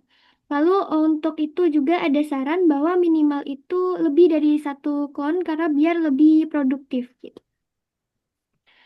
Ya, mungkin Bapak Ibu yang ingin bertanya kembali bisa langsung saja di kolom chat Zoom atau boleh raise hand-nya atau menonaktifkan audionya. Oke, mungkin ini ada pertanyaan selanjutnya dari Bapak Nasnas ya. Assalamualaikum. Waalaikumsalam warahmatullahi wabarakatuh. Mohon info berapa harga net benih kakao begitu. Mungkin dari Prof. Rubio bisa menjawab pertanyaan itu atau dari Pak Dadang sendiri? Ya, kalau benih kakao netnya tergantung jaraknya, Mbak. Hmm, Ya, kemudian jenis-jenis benihnya. Kalau benih kakao ya dimaksud benih siap tanam, itu ya tergantung kelas benihnya. Tetapi kalau dari bibit benih klonal dari hasil grafting atau sambung itu ya rata-rata di lokasi yang saat ini berkembang itu dengan kelas benih sebar itu sekitar 10 sampai 12.500 gitu. Kalau benih yang dari biji seed artinya dari produksi garden itu ya saat ini kisaran di eh, 1.000 itu. ya berarti tergantung dari kelas. Itu belum termasuk ada Pusilit Kopi Kako, kemudian di Sulawesi Tenggara ada PT Hasfam juga, di Sumatera Barat ada Scorpio dan seterusnya. Tentu kalau ngirim ke lokasi misalnya dari Jember ke Sumatera Utara kan juga berbeda dengan dari Jawa Timur mengirim ke Jawa Barat. Kos untuk pengirimannya itu berbeda. Nah, itu yang membedakan. Tapi berapa harga bibit netnya itu ya ini kalau ada perusahaan benih bisa saya pastikan bisa menjawab dan tentu kalau dari biji ya kisarnya segitulah. Saya bisa menghitung berapa sih cost price untuk satu benih ya. Tapi kan saya tidak elok karena ini kalau ada perusahaan benih nanti dikira saya memprovokasi untuk harga benih yang lebih murah begitu. Kan harga benih yang sebenarnya itu kalau perusahaan atau perusahaan-perusahaan itu atau dari perusahaan benih itu mulai dari processing, packaging, pengiriman dan seterusnya gitu. Tentu overhead cost-nya itu juga akan berbeda kalau memang kita hanya perusahaan benih sendiri mau ditanam sendiri. Saya rasa itu Mbak yang bisa kami sampaikan Mbak Nidia. Terima kasih. Iya, baik. Bagaimana Bapak Naas atau mau berdiskusi langsung Bapak Naas Kalau atau kami? interest breeder seed berbeda loh Mbak harganya dengan benih sebar. Oh ya, mungkin Tergantung kelas lebih mahal mana nih benihnya Bapak? makanya. Benih sebar atau benih entres, Pak?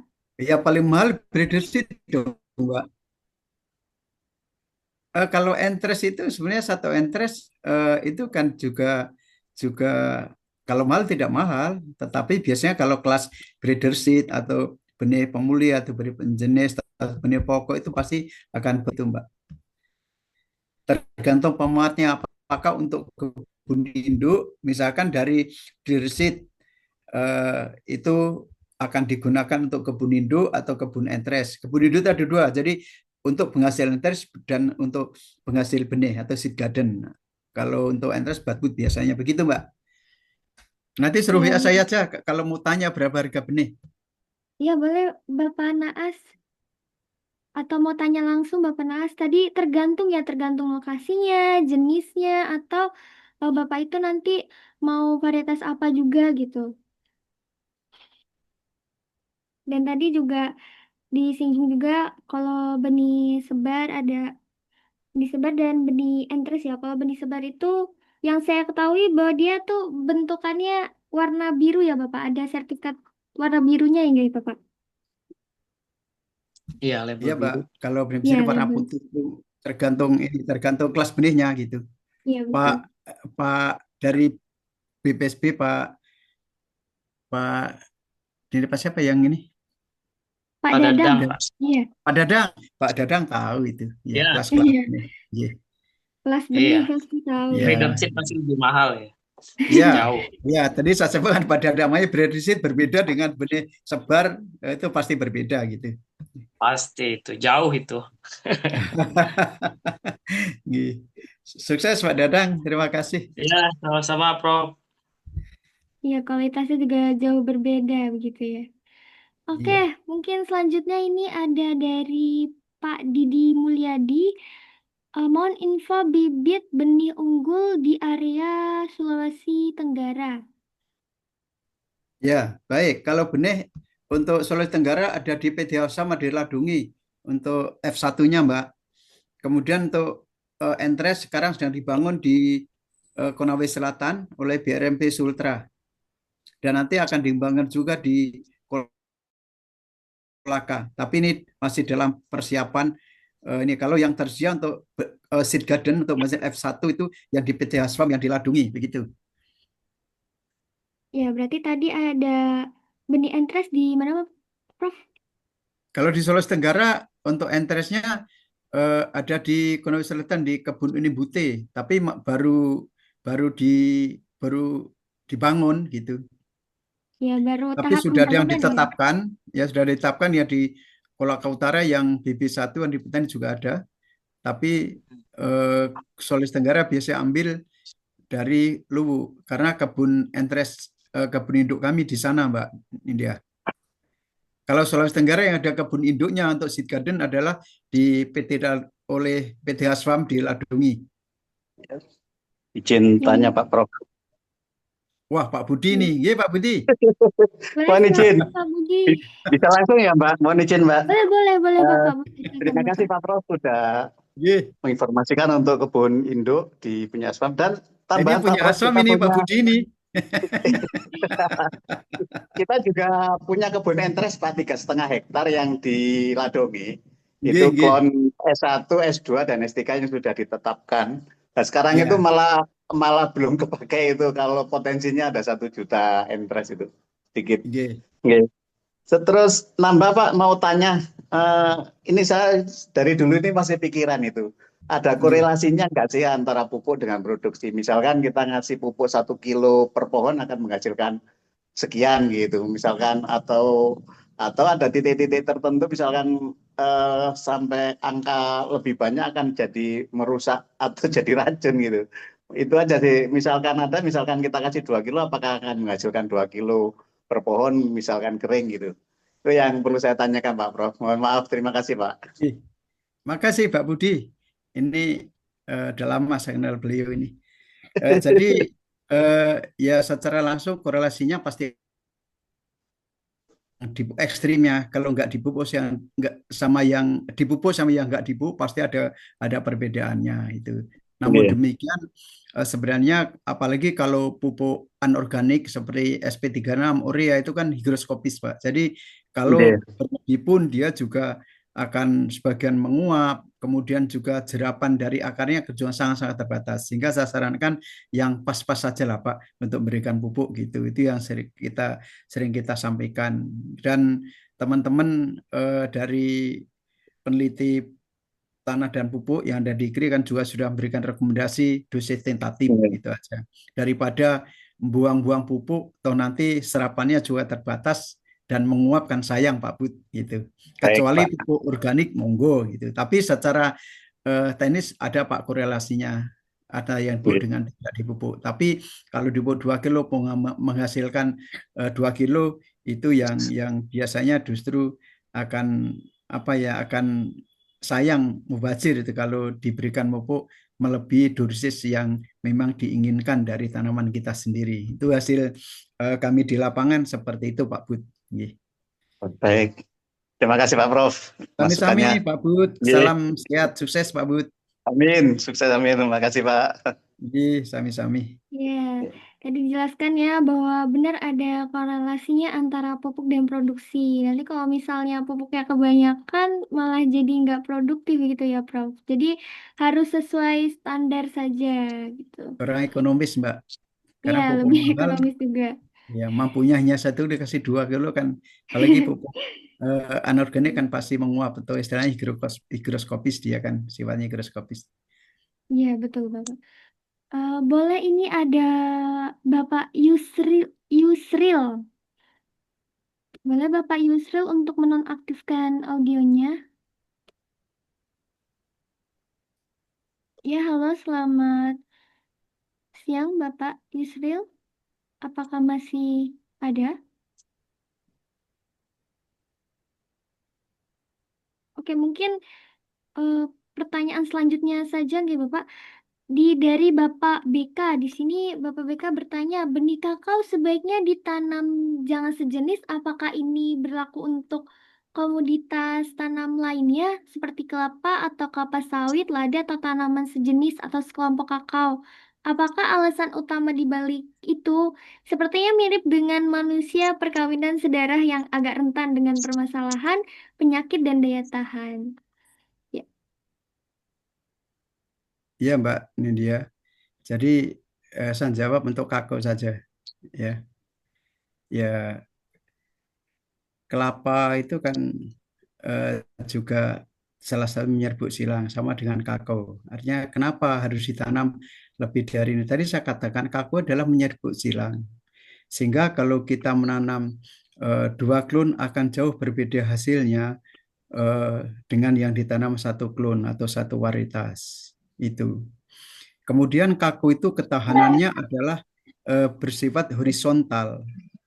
Kalau padi itu vertikal ketahanannya. Jadi kalau kita hanya tanam 1 varietas ada eh, apa ya serang hama dan penyakit pasti akan habis. Itu salah satunya. Sehingga kita berharap untuk tanaman kakao itu selain juga untuk mengantisipasi produktivitas karena kakao itu menyerbuk silang, ketahanan hama dan penyakit. Kalau kita menanam lebih dari 1 klon juga akan berdampak terhadap sifat ketahanannya. Artinya kalau ada eksploit hama atau penyakit yang menginfeksi atau menyerang di situ, itu juga akan berbeda tanggapan ketahanan daripada tanaman yang hanya ditanam satu macam dengan beberapa varietas atau secara poliklonal begitu. Saya rasa itu Mbak yang bisa kami sampaikan dan saya sarankan tetap tolong Bapak-bapak, Ibu-ibu kalau mau tanam kakao jangan hanya 1 klon ya dalam satu hamparan. Kalau kalau lebih misalkan lebih dari 2 klon atau poliklonal itu bisa diselang-seling, satu larik katakan BB1, satu larik katakan MCC02, satu larik E1 dan seterusnya, itu silakan ya. Jadi itu akan jauh lebih bagus baik dalam aspek eh, keberlanjutan produksi maupun ketahanan terhadap hama penyakit yang ada di kebun Bapak Ibu semuanya. Demikian, terima kasih. Ya mungkin tadi karena kakao ini termasuk horizontal ya, jadi harus lebih banyak variasinya, jangan satu pohon saja. Kecuali kalau padi itu kan vertikal ya. Jadi kalau padi Ya, dia makannya satu pohon jenis saja gitu, masih bisa produktif. Kalau kakao itu berbeda begitu. Oke, mungkin ini ada pertanyaan dari Bapak Jimmy. Kalau untuk info benih unggul di Sulawesi Utara, mungkin bisa dijawab oleh Pak Dadang atau Prof. Rubio. Prof. Rubio kayaknya yang lebih tahu itu. Sulawesi Utara belum ada kebun induk, Mbak. Baik Oh kebun netris iya, maupun kebun benih. Karena dulu oke. London Sumatera ada di Pungkol di Minahasa Selatan. Kebetulan saya sempat berikan advis selama 5 tahun di sana. Itu yang ada tanam kakao di Pungkol saja di Minahasa Selatan. Tapi secara eh, formal untuk kebun induk yang ada di Sulawesi Utara belum ada. Iya, terima kasih. Ya, mungkin Bapak Jimmy harus ke tadi ya, Sulawesi, apa tadi? Sulawesi Selatan ya. Yang terdekat saja mungkin untuk info benih unggulnya. Oke, ini ada dari Bapak Jamal, mungkin silakan Bapak Jamal. Terima kasih. Assalamualaikum warahmatullahi wabarakatuh. Waalaikumsalam. Waalaikumsalam warahmatullahi wabarakatuh. Mungkin langsung saja saya tanya sama Prof. Jadi tadi penjelasannya cukup lengkap dan sangat menarik. Ini saya tertarik pada sistem tanam yang multi-klon itu, Prof.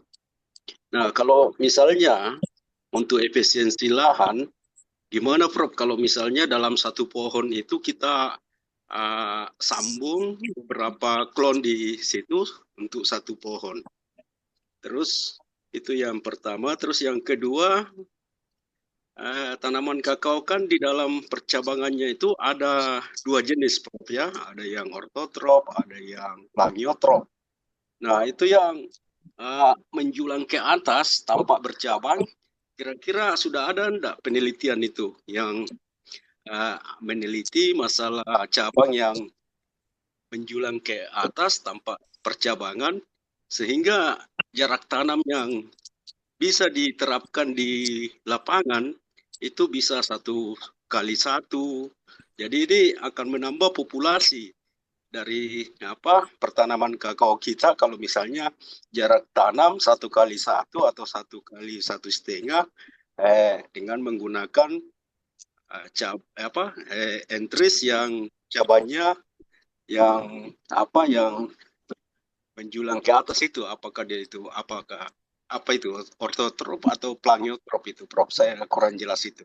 Ya, saya kira Iya. itu saja. Iya, langsung saya tanggapi Mbak Nindya. Boleh, Prof. Langsung Ya, saja. makasih Mbak Jamal.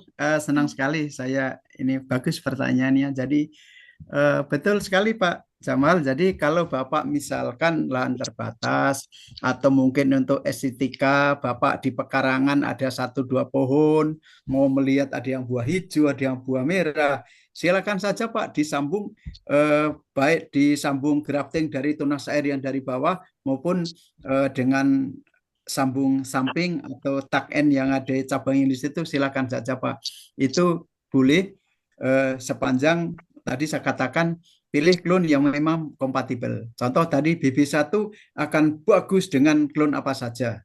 Ya, tadi itu data riset saya gitu. Jadi silakan. Misalkan Bapak punya yang warna hijau, Bapak ingin warna merah, Bapak bisa ambil dari kalau di daerah Sumatera Barat ada B50 di sana.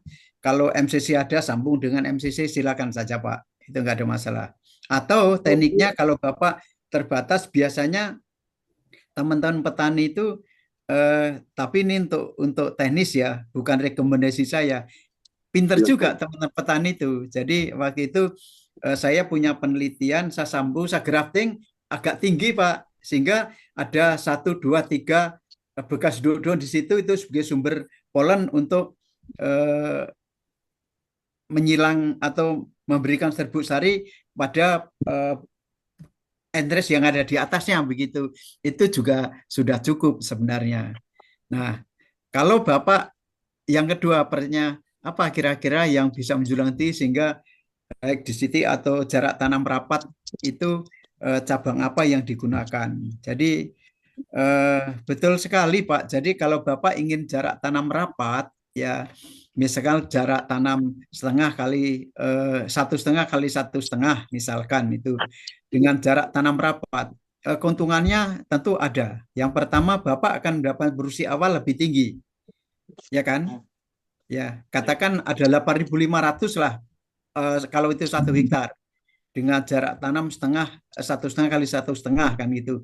Kalau 1 kali 1 meter Bapak akan dapat 10.000 populasi per hektarnya akan begitu. Anggap kalau 1,5 kali 1,5 Bapak akan dapat 8.000 populasi lah. Sehingga kalau satu pohon itu dapat 1/4 kilo saja biji kering, berarti Bapak sudah akan mendapatkan 1/4 dari 0,25 kilogram kali 8.000 kan begitu. Kan ada 4 ton Pak. Iya. Ya, atau 2 ton ya. Itu. Nah, itu kecepatan ini di produksi awal. Nah, apa kelemahannya? Kelemahannya Bapak harus menggunakan cabang plagiotrop. Artinya cabang plagiotrop itu sudah pasca juvenil sehingga kalau Bapak menggunakan itu mudah diatur Pak. Karena dia tidak akan menghasilkan cabang primer atau jurget. Berbeda dengan kalau Bapak tanam dari benih pasti batang utama ortotrop dan cabangnya itu baru masuk cabang primer baru mau atau baru dikatakan sebagai cabang primer dengan kategori cabang plagiotrop begitu. Nah, oleh karena itu kalau Bapak ingin menanam rapat, tolong menggunakan cabang yang plagiotrop. Itu. Sehingga nanti kalau Bapak sudah umur 3 atau 4 tahun biasanya sudah saling overlap dan bisa dipastikan di situ kelembaban tinggi busuk buah akan hadir di situ Pak dan akan menginvasi tanaman koko Bapak. Makanya kalau sudah begitu tolong dipangkas atau dipotong yang satu sehingga Bapak akan mendapatkan tanaman jarak tanam ideal 3 kali 3 meter. Ya, Oh iya. apakah harus 4 tahun? Terserah Bapak. Selama Bapak nggak ada masalah dan masih bisa produksi kakonya, silakan aja dipertahankan. Yang tahu adalah kondisi lingkungan di kebun adalah Bapak sendiri. Apakah Bapak sampai 5 tahun atau sampai 6 tahun, kalau masih mampu produksi bagus, ya tidak usah dijarangkan Bapak. Itu strategi kultur teknis bagaimana mendapatkan atau memperoleh produksi awal yang tinggi. Itu dengan jarak tanam rapat seperti itu Bapak. Jadi ada 2 kuncinya. Satu, kalau Bapak ingin jarak tanam rapat, tolong menggunakan cabang plagiotrop karena itu mudah diatur. Kalau Bapak menggunakan benih atau menggunakan bahan tanam yang ortotrop, itu pasti akan membentuk cabang primer tidak sampai 3 tahun sudah saling overlapping Pak. Dan apa yang diperoleh Bapak bukan buah yang diperoleh tapi karena kelembaban tinggi pasti banyak hama penyakit yang akan muncul di situ. Demikian Pak Jamal, saya rasa terima kasih Pak Nindya. Terima kasih Prof atas Sama-sama pencerahan. Pak Jamal. Ya, bagaimana Bapak Jamal? Apakah penjelasannya sudah? Ya, sudah jelas, Mbak. Ya, sudah jelas. Baik. Oke, mungkin selanjutnya tadi ada dari Bapak Awayan ya. Bapak Awayan izin bertanya, boleh Bapak silakan di unmute saja. Bisa bertanya langsung, boleh dari untuk Prof. Rubio atau Pak Dadang. Selamat sore, Ya, Bapak selamat Prof. sore. Saya tertarik sekali Selamat terkait sore. dengan kakao ya. Nah, di tanaman kakao ini, kalau saya amati di lapangan ini kan bisa berbunga sepanjang tahun. Artinya dalam 1 tahun itu produksi ada. Nah, mungkin ada langkah-langkah yang bisa kita terapkan ya agar maksimal ya berbunga sepanjang tahun. Nah, ini mungkin ada penelitian-penelitian khusus dari Bapak Prof pada bulan-bulan berapa atau standarnya berapa kali dilakukan pemupukan dalam setahun pada bulan-bulan berapa. Terima kasih Prof, karena tujuannya kita kan upaya dalam peningkatan produksi Prof. Terima kasih. Iya, makasih Pak Wayan. Matur suksma. Oke, semua kembali. Jadi gini, kalau untuk kako itu tidak pernah terputus produksinya selama Betul. pemeliharaan kita bagus. Ya, bukan hanya pupuk, tapi termasuk pangkasnya, kemudian Ya, pemeliharaan yang lain. Kalau sudah umur 4 tahun ke atas kan untuk rumputnya kan atau gulmanya kan tidak perlu dinilai karena otomatis dia akan pasti tidak tumbuh, artinya tumbuh tapi tidak begitu membahayakan gitu loh Pak. Itu. iya betul. Nah, untuk yang pupuk biasanya hanya dilakukan 2 kali Pak, tapi itu secara teknis. Kalau Bapak ingin mengejar silahkan saja, tapi pupuk yang standar teknis ini hanya 2, awal dan akhir musim penghujan. Begitu Bapak. Ya, Oke. itu sudah cukup ya dengan dosis kalau sudah tanaman menghasilkan atau TM misalnya itu ya untuk N itu sekitar 250 dibagi 2 ya SP36 atau NPK mungkin bisa 250 lah gitu. Kalau nggak ada urea atau misalnya dengan NPK itu udah cukup bisa 250 per pohon per tahun. Artinya kalau aplikasinya 2 kali berarti dibagi 2 Bapak gitu. Oh ya, Kemudian terima kasih. kemudian Bapak ini di Bali atau di daerah lain? Ya, Lokasinya di Bali atau daerah lain? di Melayu Pak, di daerah Melayu Pak, Ya, Kecamatan Melayu Pak. ya, jadi di Pekutatan, waktu kami memberikan advis di perusahaan daerah perkebunan Pekutatan itu sudah pernah Iya kami betul. coba di situ, ternyata ideal untuk daerah Bali, baik di Jembrana, di mana itu, di Tabanan, kemudian Iya. di Karangsem 2 kali setahun pupuk sudah cukup Pak. Oh iya. Dan Kako, kami pernah membangun pabrik di Melaya juga, ya. Kemudian Iya, ada yang KSS. di Subak Abian di daerah mau ke ini lupa sen Subak Abiannya. Itu ada pabrik Kako yang untuk tingkat Subak Abian itu ada di Tabanan itu Pak. Jadi saya rasa untuk Iya. teman-teman di Bali untuk pemupukan cukup 2 kali Pak. Nah, kemudian daerah yang lembab kayak di daerah Tabanan yang atas di Marga itu Oh iya juga betul. perlu penaungnya dikurangi. Dan Mm-mm. kakonya pangkasnya kalau ingat itu Pak, daerah Bali Ya. teman-teman tuh biasanya pangkasnya kalau kalau ingat saja gitu.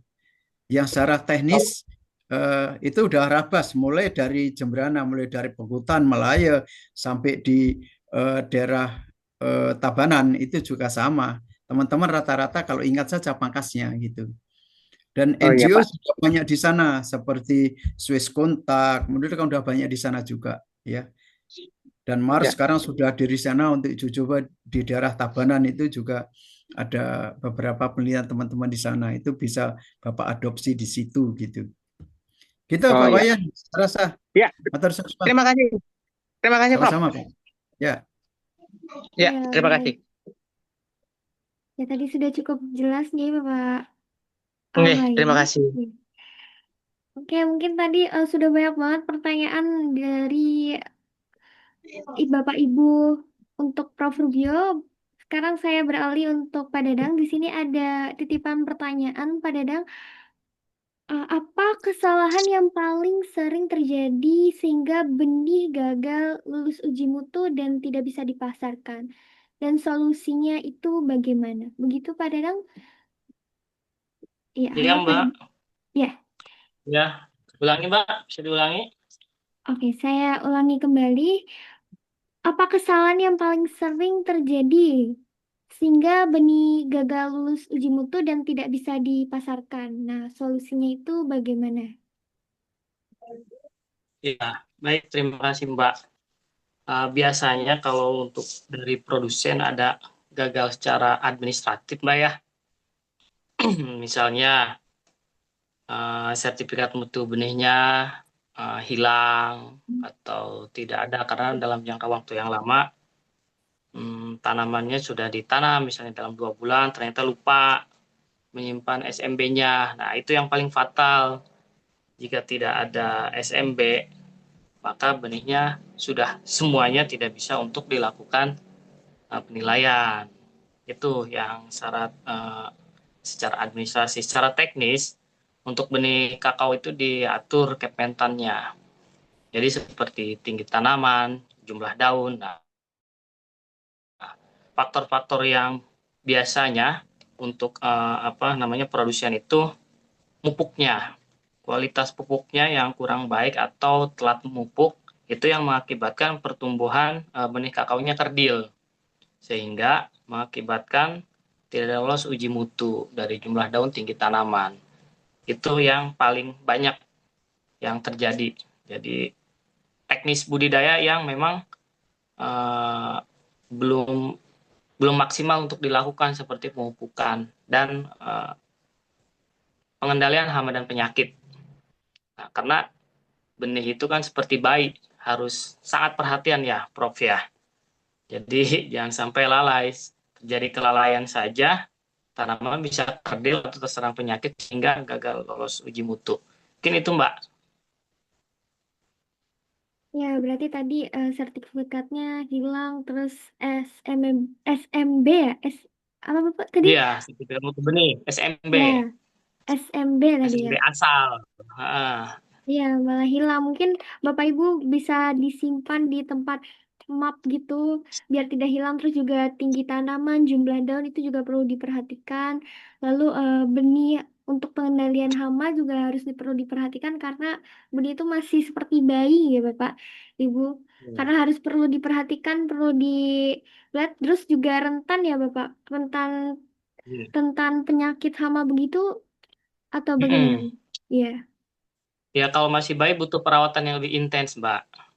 Jadi kalau misalnya tidak diperhatikan, ya nanti dampaknya ke daunnya terkena penyakit atau pembusukan di batang, nah, sehingga seperti tidak segar tampilan benihnya. Nah, itu yang sangat mempengaruhi. Ya, baik. Terima kasih, Bapak. Ini ada lagi pertanyaan dari Bapak Jamal. Izinnya ke Pak Dadang mengenai tutorial untuk dapat INIB. Karena yang dijelaskan tadi tentang tutorial untuk mendapatkan sikap dan in approach. Terima kasih. Oh ya, terima kasih Pak Jamal. Ini terkait dengan NIB ya. Jadi saya pikir tadi di sini sudah menjadi pelaku usaha semua gitu, sudah memiliki NIB. Nah, kalau memang belum menjadi pelaku usaha punya perusahaan, memang belum memiliki NIB. Jadi untuk membuat akun NIB itu cukup mendaftar di akun OSS, Pak Jamal. Nah, di akun OSS, di sana tinggal mendaftar dengan alamat email yang dimiliki dan perusahaan oss.go.id. Nah, itu sangat mudah untuk membuat NIB. Nanti ada verifikasi nomor telepon gitu. Terus dipilih sebelum membuat NIB itu disesuaikan dengan akta notar yang dimiliki kode KBLI-nya. Misalnya ingin bergerak di usaha kakao, kelapa, dan apalagi cengkeh misalnya. Nah, itu kode KBL ini dimasukkan nanti di NIB sesuai dengan yang di akta. Itu Pak Jamal. Iya, Bapak Jamal. Ya, kasih Pak Dadan. Ya, kasih. Ya, berarti tadi harus daftar melalui akun OES ya. Yes, Disesuaikan OSS. juga ya. Oh ya. Disesuaikan juga dengan formulirnya, datanya dan diperhatikan kembali ya. Karena kalau untuk mengubah data juga susah nggih Bapak Dadang. Kalau di Kalau OSS sih gampang sebenarnya. Oh, gampang gitu. Lebih mudah ya. Yang susah itu kalau nomor nomor teleponnya berganti kan sedikit OTP ya. Nah, ketika ngirim kode OTP nomornya tidak valid, nah itu yang susah. Jadi susah untuk register gitu. Ya, baik. Berarti kalau untuk mengganti data itu tidak terlalu susah, tapi untuk nomor teleponnya sama emailnya ya Nomor harus telepon. diperhatikan kembali. Ya, Ya, untuk betul. mendapatkan OTP gitu ya. Oke, siap. Mungkin selanjutnya dari Bu. Iya, oke. Oke, selanjutnya baik dari Bu Nur Hayati. Ini untuk kakao mulia apa bisa berpengaruh terhadap kualitas biji? Jika kita tanam satu lahan dengan kakao non mulia, bagaimana? Mungkin ini lebih ke Prof. Rubio, nggih? Ya,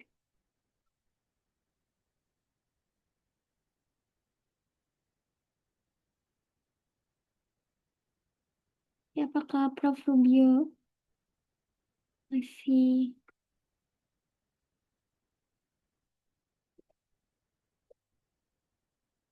Sepertinya sudah ini ya, Prof. Rubio. Terlempar gitu.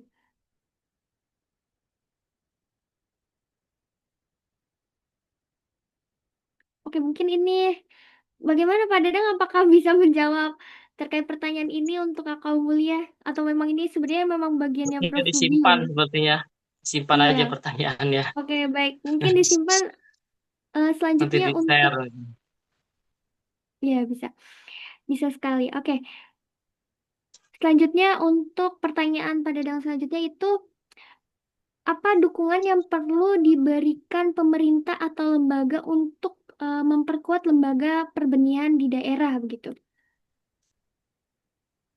Ya, untuk memperkuat lembaga perbenihan di daerah ya, dukungan dari pemerintah jelas dibutuhkan pendampingan ya.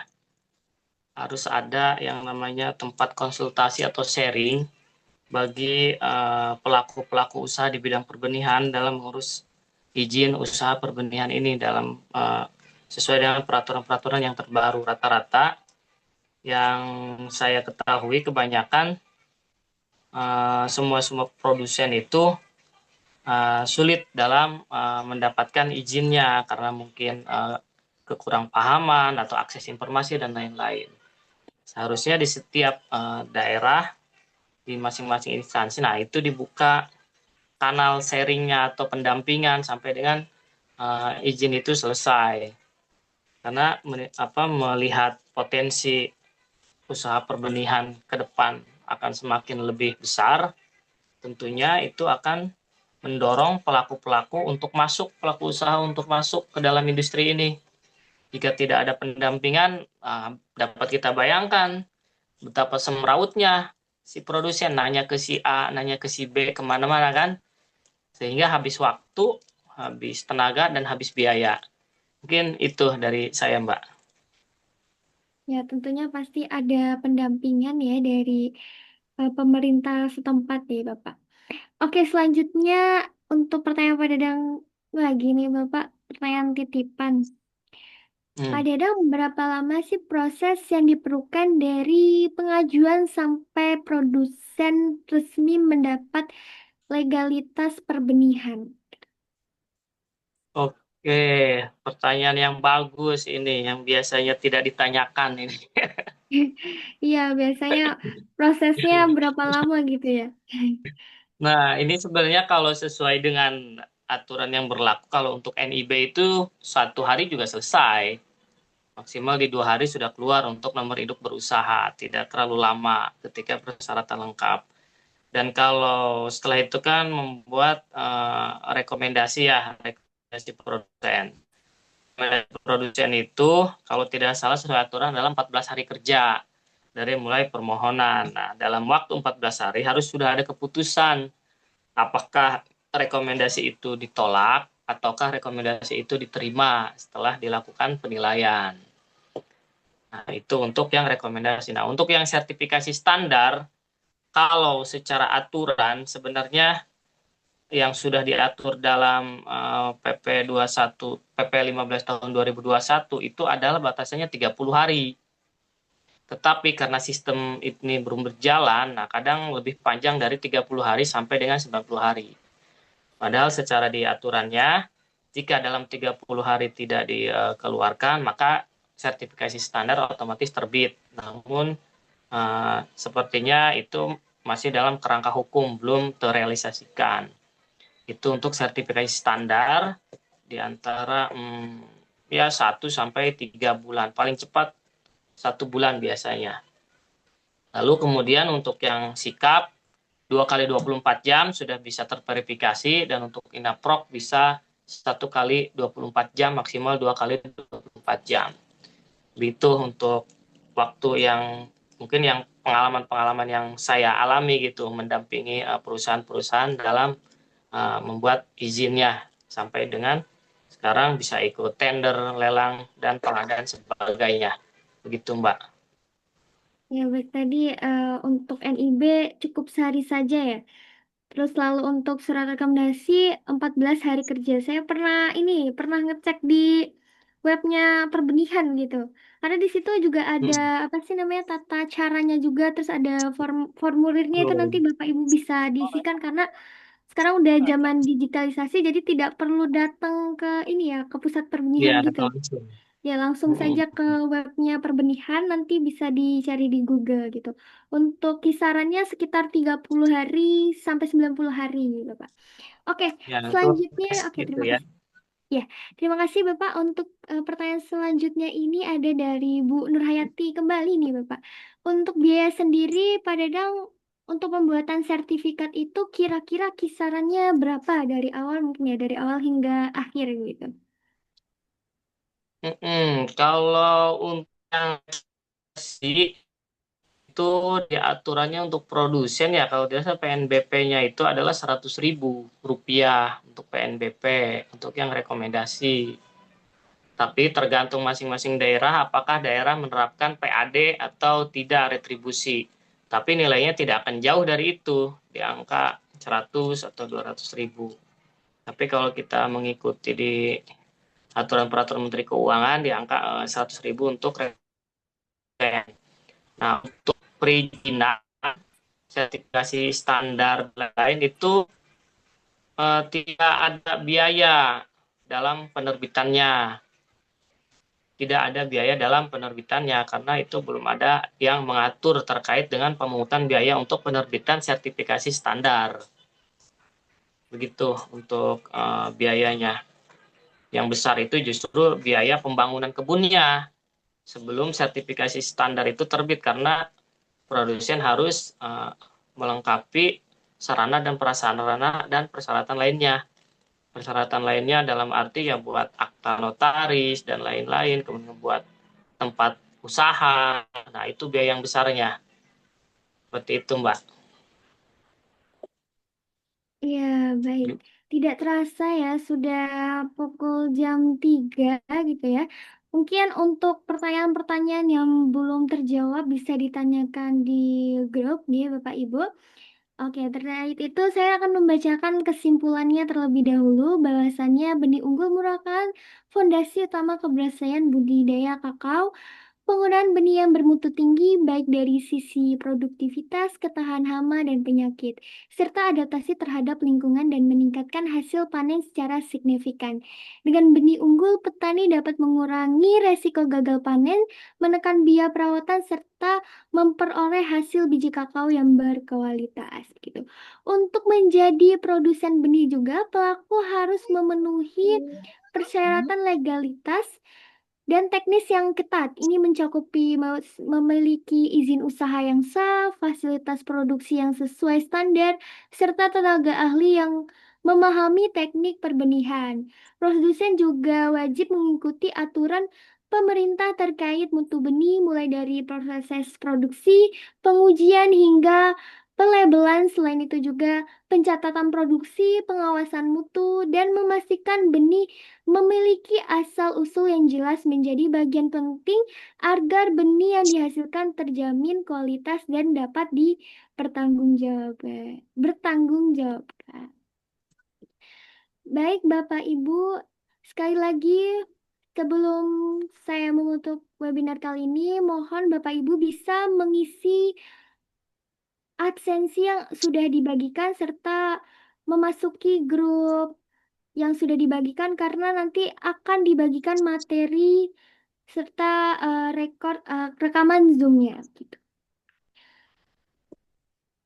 Baik, sebelum benar-benar ditutup, mungkin kita bisa berdokumentasi bersama kepada seluruh peserta webinar, mungkin bisa menonaktifkan kameranya.